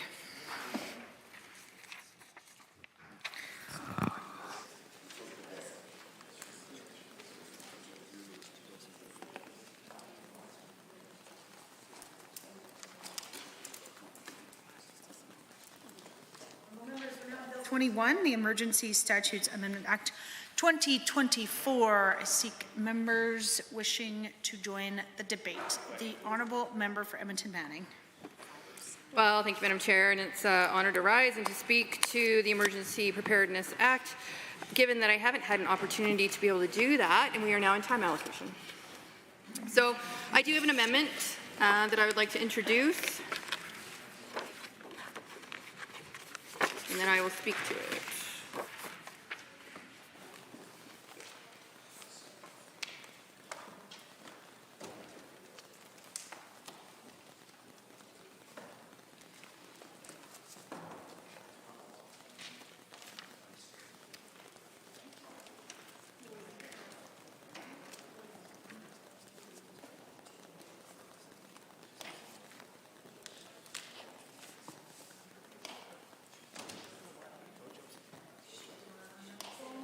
This will be known as Amendment A1. Honourable Member, you may proceed. Well, thank you, Madam Chair. Now, the reason that I've introduced this amendment is that, as we've clearly seen within the changes to the 4 pieces of legislation that are in this bill, first, the changing of the democratic process with trying to change the election dates, the changing of the Emergency Management Act, changing the Forestry Act, and then changing the Water Act. In those 2 pieces of legislation, the Emergency Act and the Forestry Act, we clearly see this government starting to play around with municipal staffing, the ability to direct municipal staff, including firefighters and their additional staff, in case of an emergency, or if the minister so chooses under the Forestry Act without having to deem that there is an emergency. What the government has also done in this piece of legislation is removed the ability or the opportunity to reimburse local authorities if there are any costs that are incurred because of those decisions that are being made. So what I have done, because we've seen it in 3 different sections within the legislation, I am moving it on behalf of the member of Calgary-McCall. I know the government doesn't like to hear this. Really, they get louder and louder when I talk about the facts of the legislation, because clearly none of them have read it. But the reality is that there's 4 pieces within these acts where the government has changed the wording around compensation.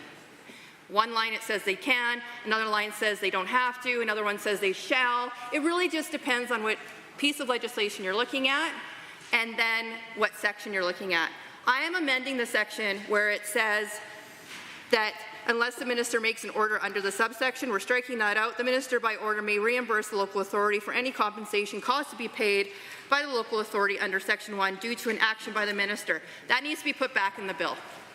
The government can't download provincial responsibility and provincial thought and action onto the municipalities and expect municipalities to foot the bill.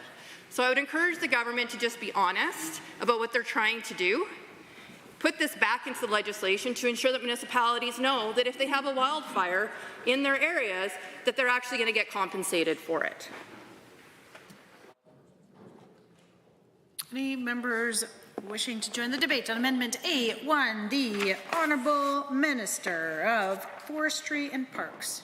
Very much, Mr. Speaker, and appreciate the member opposite putting forward amendment.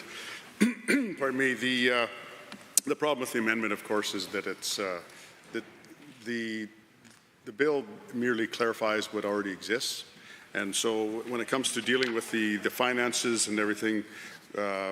When it comes to fighting a wildfire or doing any other emergency act, there's already processes in place within the existing legislation that contemplates the fees going back and forth between the municipality and the provincial government, and this just clearly identifies that and clarifies what's already existing. So there is no change there, so there's no reason to pull these things out. This is clear.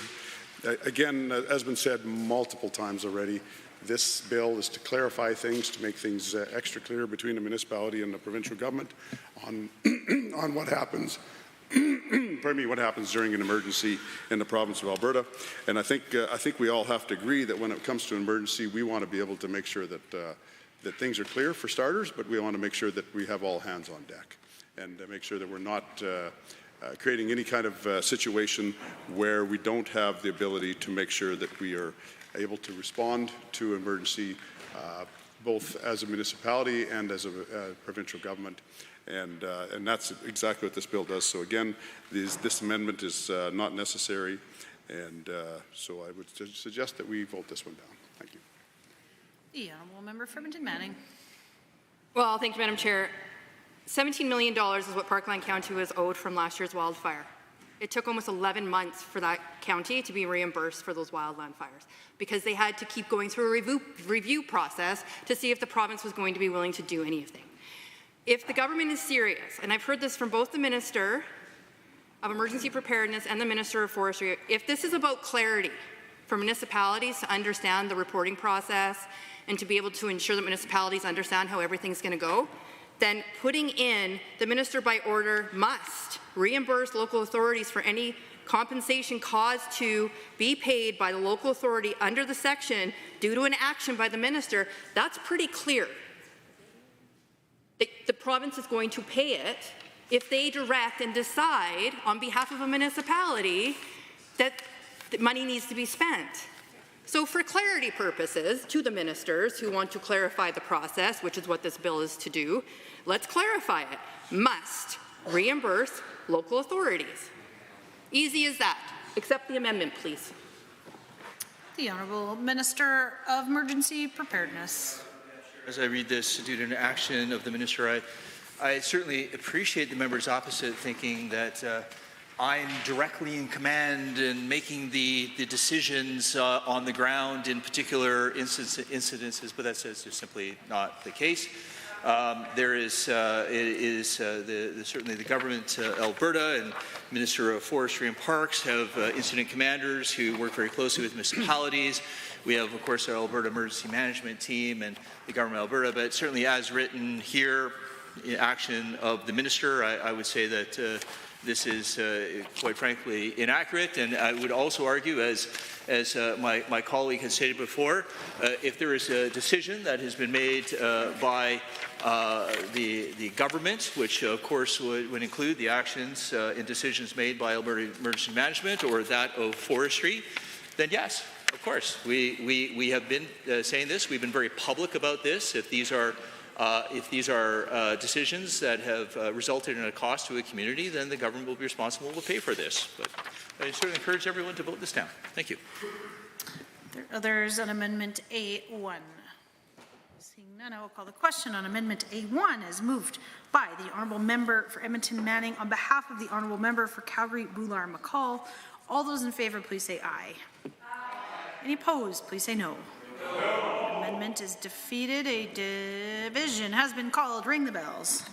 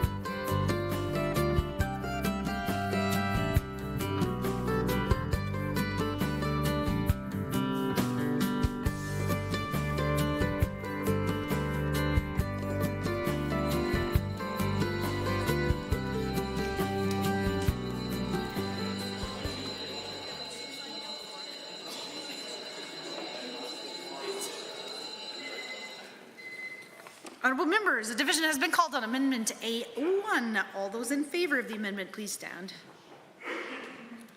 Ms. Algenaid, Ms. Wright, Member Hoyle, Honourable Member Phillips, Honourable Ms. Gray, Honourable Ms. Sigurdsson, Ms. Sweet, Mr. Haji, Member Tejada, Member Kiande, Ms. Hayter, Mr. Ellingson, Member Aramenko, Member Batten, Member Brar. Any opposed, please stand. Honourable Mr. Dreeshen, Honourable Mr. Nicolaides, Honourable Ms. Schultz, Honourable Mr. Williams, Honourable Minister LaGrange, Honourable Mr. Horner, Honourable Mr. Scow, Honourable Mr. Ellis, Honourable Mr. Newdorf, Honourable Mr. Lowen, Honourable Mr. Wilson, Honourable Mr. Jean, Honourable Mr. Glubish, Honourable Mr. Nixon, Mr. Long, Mr. Rosewell, Honourable Mr. Turton, Honourable Mr. Yassine, Honourable Mr. McIver, Honourable Ms. Furr, Honourable Mrs. Sani, Mr. Getson, Honourable Mr. Sigurdsson, Honourable Mr. Nally, Honourable Mr. Hunter, Mr. Yao, Mr. Van Dyken, Mr. Sear, Mr. Lunty, Mr. Weeb, Mr. Boychenko, Mr. McDougall, Mr. Wright, Mrs. Petrovic, Mr. Stefan, Mr. Dick, Honourable Ms. Armstrong-Homanuck, Ms. de Jong, Mr. Sinclair, Mr. Bouchard, Mr. Singh, Ms. Lovely, Mrs. Johnson.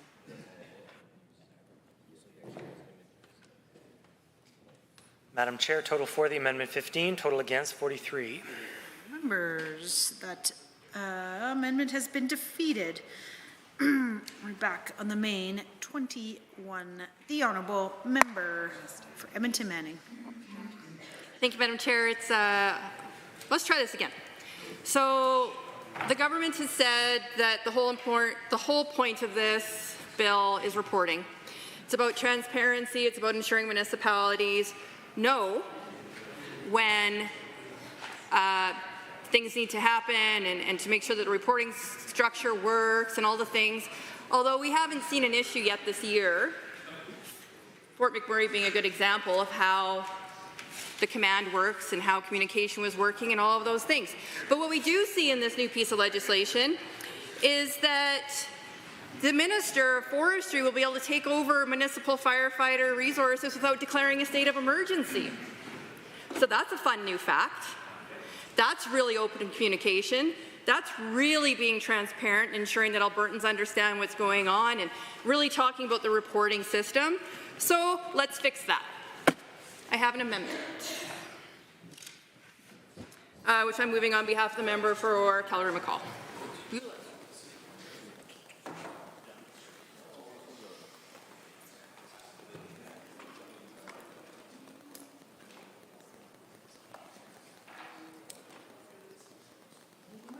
This will be known as Amendment A2. Honourable Member, you may proceed.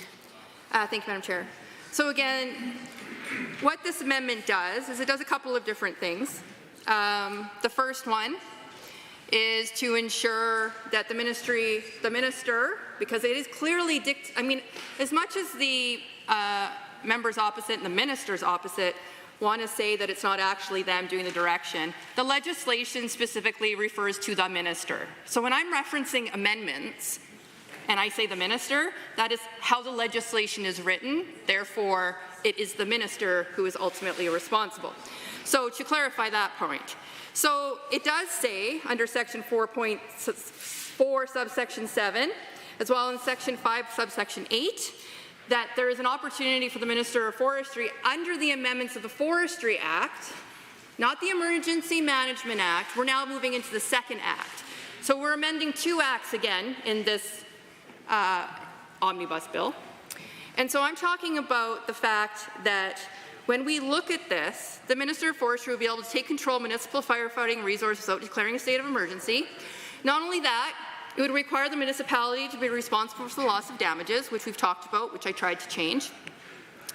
And so the reality of it is that that needs to change. The other piece that needs to be changed is that for some reason in this legislation, the government decided that they wanted to move to municipal districts or an urban municipality definition and not just municipalities, which is a very interesting legalese way of trying to create distinctions and definitions around supports and who has authority. Let's change that. We need to move it back to just municipalities. There doesn't need to be a distinction. between rural municipalities, which was one term, municipal districts, or urban municipalities. Because that starts to become really fancy about when you start to take over authorities of staffing in municipalities. So we're going to treat everybody the same in the province. They're all municipalities. We're going to work with everybody the same by making this change. And then we're also going to ensure, because of the reporting system and the transparency that this government is trying to create, that we're going to let Albertans know when this happens by ensuring that the minister has to declare an emergency before using these powers. Thank you, Madam Chair. Any members to join debate on Amendment A2? Seeing the Honourable Minister of Forestry and Parks. Thank you very much, Madam Chair. And so again, looking at this this amendment, it's definitely unnecessary. When we look at again, we talk about this over and over again about transparency. There seems to be a concern over taking over firefighting. Well, presently in the province right now, their level 1 would be normal operations, would be a municipality fighting the fire on their own. Level 2 would be mutual aid, which is where the provincial government is asked to help out by a municipality to help out with the fire. Level 3 would be unified command, where we have both the municipality firefighters leads and the provincial government, Alberta Wildfire, leads in the same room with unified command. And then level 4 would be Alberta Wildfire taking control over the entire fire. Now, so that's the way the process works now, and that's why with this Bill 21, we want to make sure that each one of those levels has some criteria that can be used to identify the step-by-step process. And that's why Bill 21 is so important, is because everybody will be aware of that process and what the criteria are to go to the next level. When we have Alberta Wildfire controlling a situation currently, then the municipalities' firefighters continue to work with Alberta Wildfire. And I believe the municipality would want that to happen because they want to have as much opportunity to fight the fire as possible, and having the most people and the most experienced people, which would include the municipality firefighters, on the scene would be the way they'd want to have it happen. So these are changes to the Forest and Prairie Protection Act. When it comes to the identification of a municipality, we have to make sure we include Métis settlements too in this. We want to make sure we don't leave our Métis people out. And currently, the way the legislation is the ones that were in the forest protection area were included, and the ones that were in the white area weren't included. We're making sure it's clear that we're there to protect the Métis people, whether they're in the forest protection area or not. Now, as far as having to declare an emergency, Madam Chair, I think we want to make sure that in an emergency that we can act. And when it comes to fighting fire, we don't want to wait for processes to happen and things to unfold and go through any kind of process. We want to make sure that we can act, and we make sure we can act effectively, efficiently, and quickly. And so I think we're in a good position the way the bill is written now. I don't believe that these amendments are helpful. In fact, I think they're somewhat counterproductive to what we're trying to accomplish by making sure that we are able and have the legislation behind us to be able to fight wildfire in this province. We came through a year last year where we had a record-setting year with 2.2 million hectares burned. We had tens of thousands of people evacuated, and we want to make sure, and I think that's what the people of Alberta want, is they want to make sure that they feel confident that we're ready and able to do the job. And so we wanted to make sure that this legislation came forward this spring, because we want to make sure that it's ready to, so we're ready to go and make sure that this clarity is there. And Madam Chair, when I talked to people that were directly affected by the fires this year and had to look them in the eye, people that had lost their homes in these fires, people that that worked for weeks, their lives totally disrupted. When I got to meet with them one-on-one, and we asked them what was the biggest issue that you've seen, that's where Bill 21 come from. From that input, from regular Albertans that were deeply affected by the wildfire and lost their homes, had their lives disrupted, and that's why we come up with Bill 21. And this Bill 21 is good the way it is. This amendment is not helpful. In fact, it's hurtful. Thanks. Any other members to speak to the amendment? Seeing none, I will call the question. On Amendment A2 is moved by the Honourable Member for Edmonton Manning. All those in favour, please say aye. Aye. Any opposed, please say no. No. The amendment is defeated. A division has been called. Ring the bells.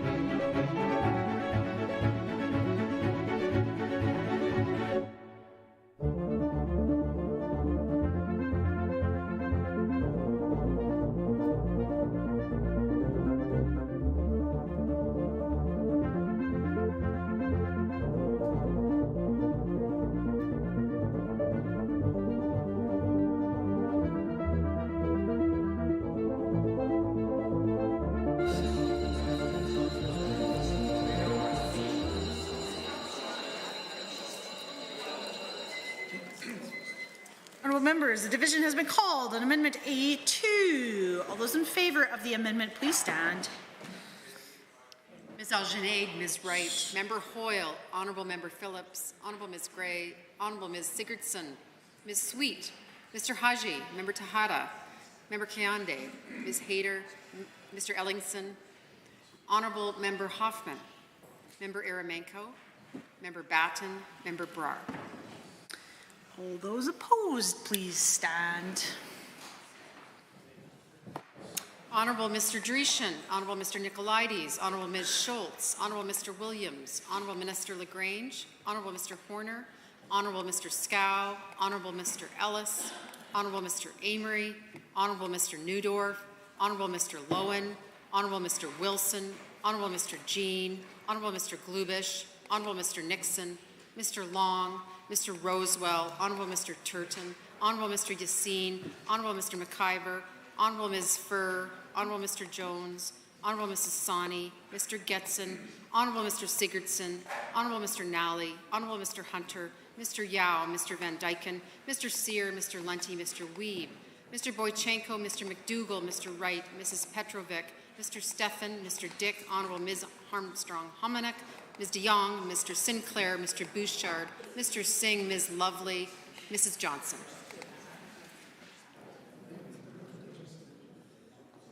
Madam Chair, total for the amendment 16, total against 45. Members, that amendment has been defeated. Seeking speakers to Bill 21 in Committee of the Whole. The Honourable Member for Edmonton, Beverly, Clearview, followed by the Honourable Member for Lac Saint and Parkland. Thanks, Madam Chair. Pleased to stand in this House to speak about Bill 21, the Emergency Statutes Amendment Act. And so, Madam Chair, we've heard many concerns from many different folks, including folks, of course, my colleagues, who are concerned with the change in the election date. And so, on behalf of my colleague, the Honourable Member from Calgary-Buller-McCall, I have an amendment to introduce.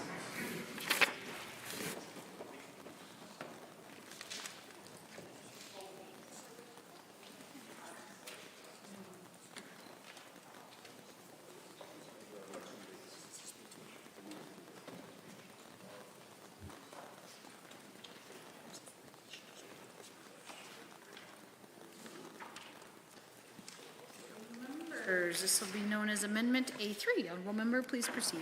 Thanks very much. To begin, what this amendment does is it repeals Section 38.1 sub 2 and instead substitutes, subject to subsection 1A, election day for the general election immediately following the coming into force of this subsection is October 19th, 2026, and B, election day for each subsequent general election is the third Monday of October in the fourth calendar year following the immediately preceding general election.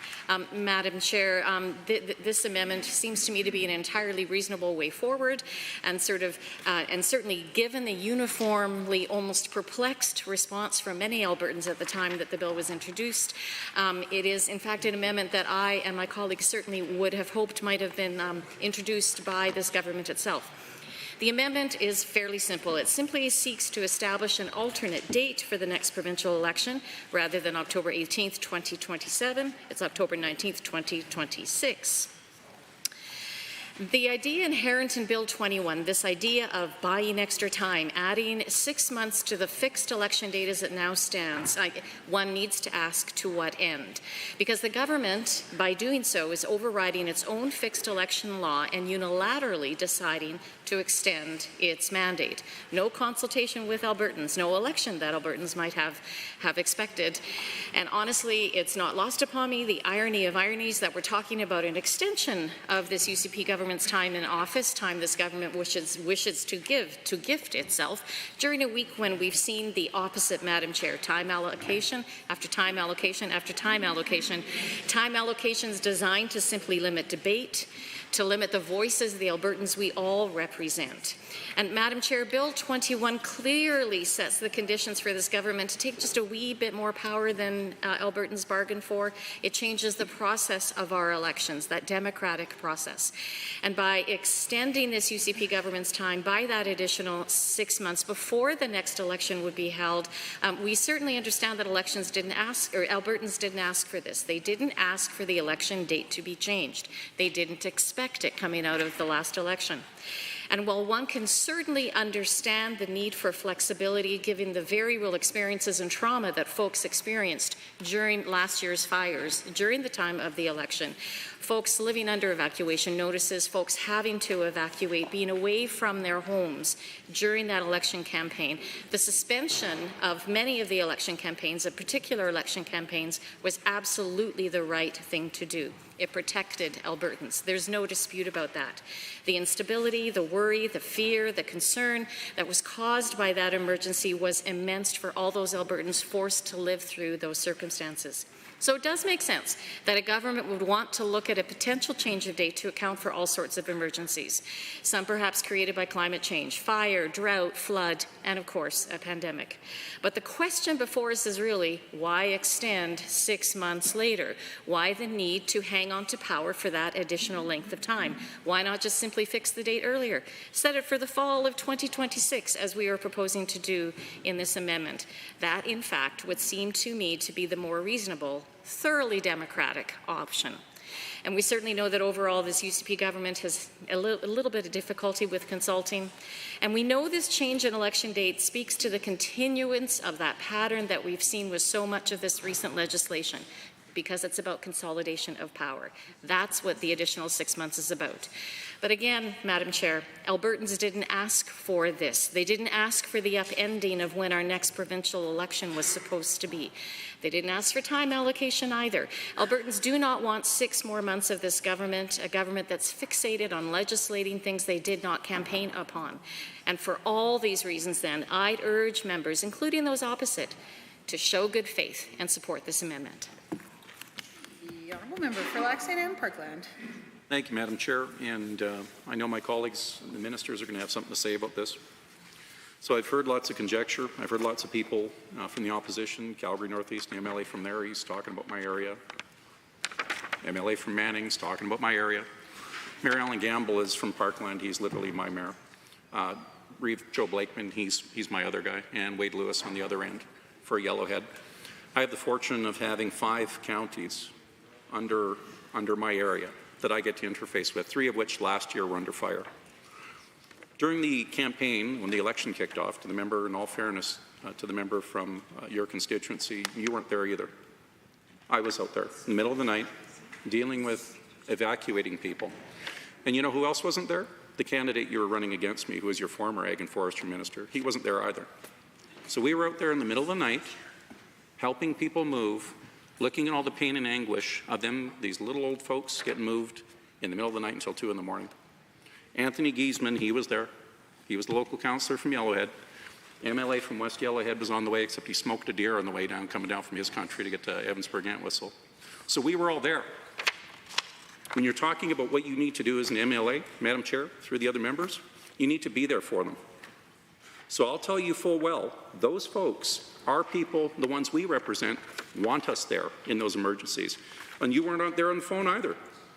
10 o'clock at night, 11 o'clock at night, dealing with 3 Reeves when they were trying to decide if they were going to declare an emergency. Calling out for us as MLAs to reach out to our Premier to declare an emergency because they were being overrun. Their mutual aid benefits, the resources they have, they were being overrun. They didn't have an option unless they threw the flag up in play and says, here, come help us out. You weren't there when there were sorties flying over your house for a month because all the helicopters were based out in Villeneuve. You weren't there. You weren't there when people were calling to ask you if you could get dozers or if you could drop helicopters in so they didn't burn out by Shining Bank. These are people I grew up with. These are people that worked there. These are our grandparents. You were not there.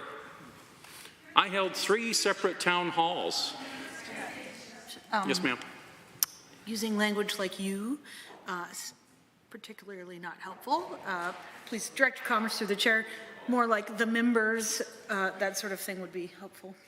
Yes, Madam Chair, and thank you. And yes, you can tell this is very passionate and very near and dear to my heart. These are people from our communities. The members opposite were not there at the 3 town halls we held. The members opposite didn't hear the anguish in people's voices. The members opposite weren't there for the compensation of when we worked through the details, of which takes time when you're reimbursing landowners and going through all the damages that were done when you put in fire breaks and fire guards. They weren't there when they saw the inefficiencies in the system. They weren't there for the lessons learned that we pulled together to put into Bill 21. It's not by happenstance that I put motion 505 forward to talk about the impacts of forest fires and the Prairie Fire Act and how we need to deal with things. What I've heard is lots of rhetoric, jumping up and down saying it's the climate crisis. You weren't there to deal with the real problems of the day. They weren't there on Sunday, Madam Chair. They weren't there on Sunday when the chief, the actual president of the Alberta Fires Association, who's my fire chief in my area, he wasn't there when Chaplain Chris White asked us to be on stage with them to talk. You weren't there to hear any of the feedback on Bill 21, and you know what? We didn't hear any negative feedback. What we heard time and time again was thank you for all the work you're doing. Thank you for working with us. Thank you for hearing, and this member opposite's chuckling. I don't recall seeing that member anywhere there either, madam. Not to point her out, but she's chuckling. Chuckle, chuckle, chuckle. We took the feedback from the town halls, and our forestry minister and my colleague MLA was out in Wildwood, and I grew up in that country, and they don't tolerate fools very much. They're pretty direct folks. So if you want to see a product of that environment, you're looking at them.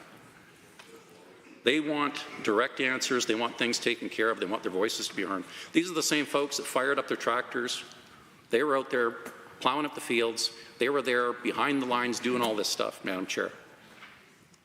And if we stood up in here and listened to all these amendments coming forward, and if we stood up in here and delayed this bill anymore, we would be going against our consultation, what we did with our folks in our areas. This isn't something that should be politicized. This is something that should be embraced so all Albertans can benefit from our lessons learned, so we don't repeat mistakes, so we don't have a bunch of smoke puking up in the atmosphere, so we don't have a bunch of problems out there so people are going to their homes, so we have people working together. A stage gate process to have a check and balance so it isn't based on 3 people having an emotional conversation in the middle of the night to declare an emergency so we can get the trigger to the next event, to get the resources available. For crying out loud, folks, if there's one thing you want to do and you want to filibuster on something else, go for it. But this isn't one to do it. This is the thing that we need to get through to help people to make sure we don't repeat mistakes. So I implore you, members on my side, I know you're listening. Let's get past these amendments, get to the bill, pass this thing so we can actually do some good this year. And we can hang our hats on something, hopefully, that we all did together to actually make a difference to help out Grandpa and Grandma and those communities so they can be there when we need them most. Thank you, Madam Chair. The Honourable Member for Calgary Glenmore, followed by the Honourable Minister of Emergency Preparedness. Thank you, Madam Speaker, and it's my pleasure to rise and speak on the amendment to Bill 21. The big UCP government strikes again.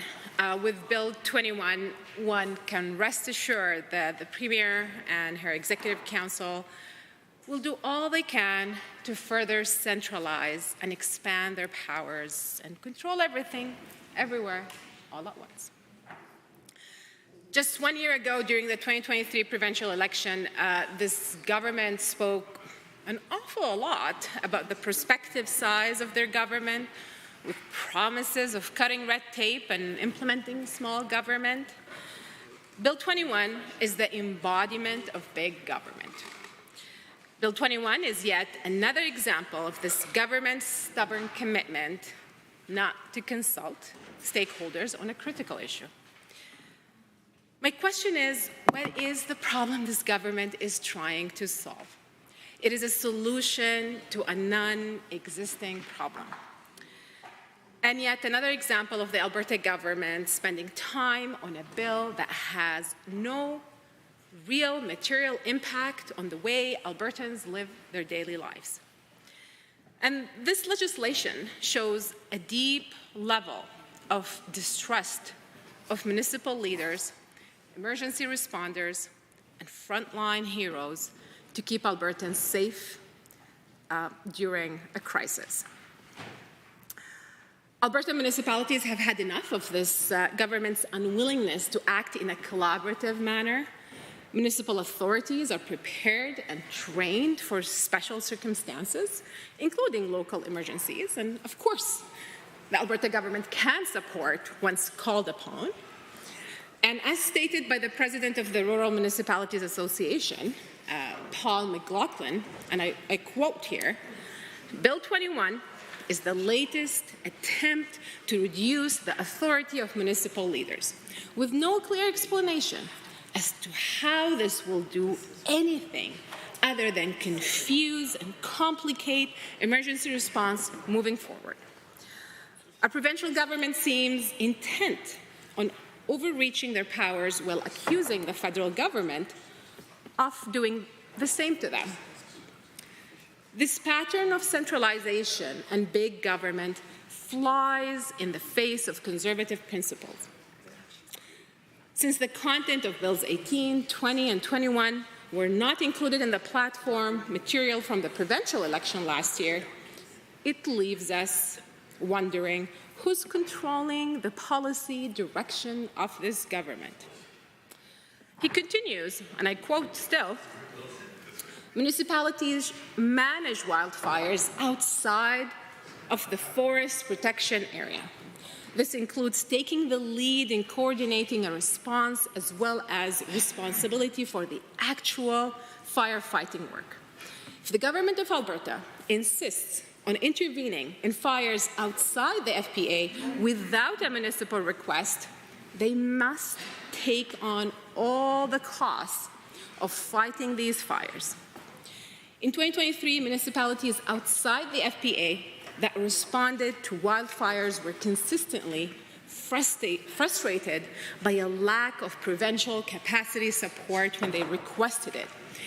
It is hard to see how giving themselves more power to intervene will address the fact that they were not prepared to help municipalities outside the FPA last year.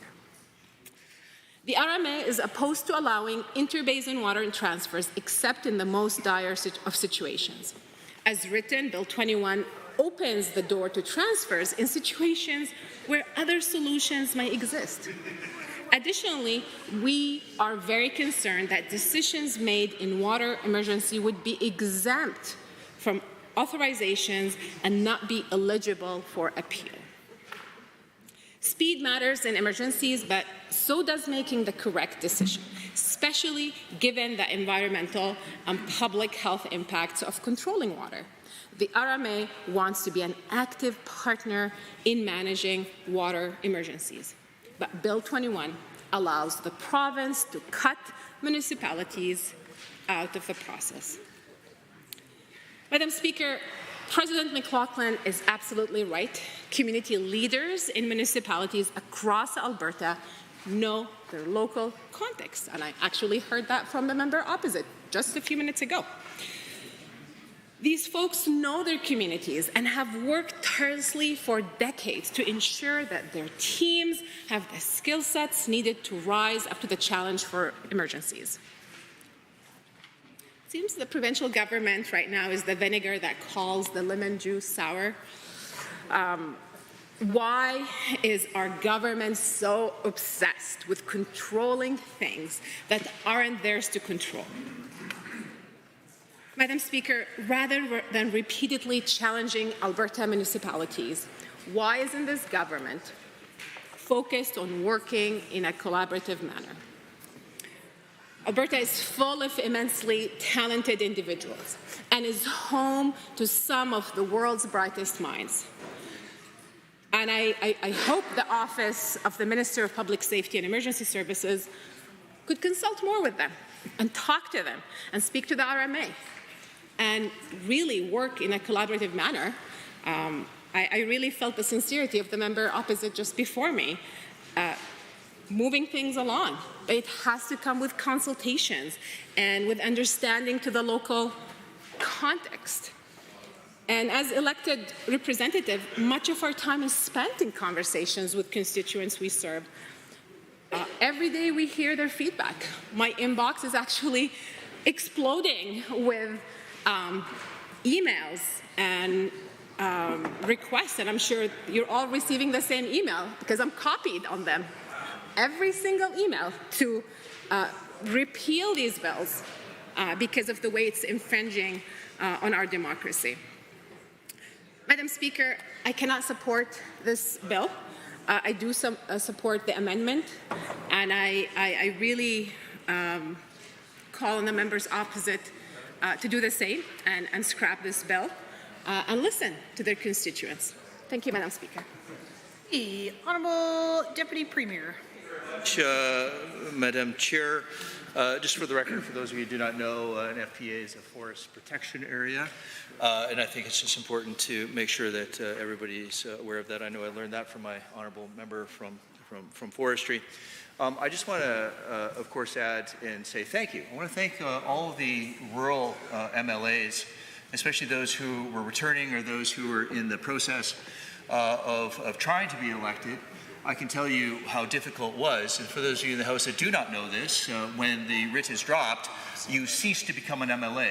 So, you know, these wonderful men and women who were out there advocating for their communities were doing so because they are good people and out of the goodness of their hearts, and I can say thank you. Thank you on behalf of the people of Alberta. Now, I will say this on behalf of my good friend, the Honourable Minister of Forestry and Parks. We were put in a very difficult situation. Neither one of us had the ability to campaign, but we believed that the greater good was the people of Alberta. And both him and I and the Premier made a choice. And the choice was to provide the the leadership that was required to steward us through one of the most challenging times in Alberta's history, the first time in Alberta's history that we actually had to declare a provincial state of emergency. And out of that, we had lessons that were learned. And out of those lessons that were learned through talking with people that were involved, like my good friend from the Chief Government Whip from Parkland County, learning from that, saying, you know what, we need to push this election date to October of that particular year. These are the sort of things that the feedback we were getting. We were getting that from Albertans, and we were getting that from municipalities, and we were getting that from the people that we interacted with during the most difficult time in Alberta's history. And one of the things that we said, and I know the Minister and I have talked about this, and as well as the Premier, we don't want to put anybody through anything like this again. So we're coming from an absolutely, I would say, genuine perspective to say, no, we don't want to do this. I thank you for this amendment, but we are not going to accept this amendment. We're going to continue with what is in the bill. Thank you. Other members to the amendment, the honourable member for Lethbridge West. Madam Speaker, and I'm pleased to rise to speak to Bill 21 at this committee stage, just for the few minutes that we have remaining. Of course, we have not had enough time for this bill, for Bill 18, for Bill 20, and in fact, this is a great injury, in my view, to democracy. Why are we here? Time is what gives the public a window. What we do in this House is opaque. The traditions are, well, some 800 years old. Bills are difficult to read. The fact is that even speaking through the chair is something that is quite foreign to the general public. It also appears to be foreign to a number of the members that are here as well. But even those rules make what we do here somewhat inaccessible to the general public. So what bill stages, committee stages, all of that, what it is designed to do is to give the public time to understand what legislators are doing, to bring our jobs back down to earth, to make sure that the people that we were all elected to represent have time to grapple with the pressing business that we are undertaking as a legislature. That is not what is happening in this legislature at this time. And I have never seen in my many, many years in and around this legislature, not just as a sitting member, but also in the years that I spent as a staffer back when we had 2 and 4 MLAs, I have never seen an abuse of democracy such as we have seen in this last session. I have never seen a government so just enthusiastic to hand wave away the legitimate concerns coming from the public, to hand wave away the legitimate concerns coming from the Rural Municipalities Association. And as I have said, there may be some things in, especially this Bill 21, to commend it. There may be some things, lessons learned from emergencies, that folks across the way are the only ones who have ever had to deal with an emergency. We dealt with the single largest evacuation due to forest fire in Canadian history, and we did so in a way that supported those folks, that made sure that those debit cards were there, that ensured that we got the federal assistance that we needed. They are not the only ones, and they won't be the only ones into the future, because these sorts of severe weather events are going to continue to happen, unfortunately, whether it's flood, whether it's drought, and we need to be prepared. So there are ways that maybe this legislation does speak to those challenges, but this is not that, because the stakeholders have not been fully informed. The public does not understand what the government is trying to do with this legislation. Committee of the Whole is the time to grapple with some of the amendments in good faith, not in a time-allocated way, to understand what might be happening with the other aspects of this bill, to really grapple with this question of what it would do to the ecosystem to have emergency interbasin transfers for water, what that would actually do to our ecological health across the province. And yet we see none of that. We see an unprecedented attack on the institutions of liberal democracy in Alberta. It is a crying shame. No wonder there are folks across the way who are now standing up to go and, run off to talk to Don Braid about how they're worried about this is not the government's agenda. This is not what they ran on.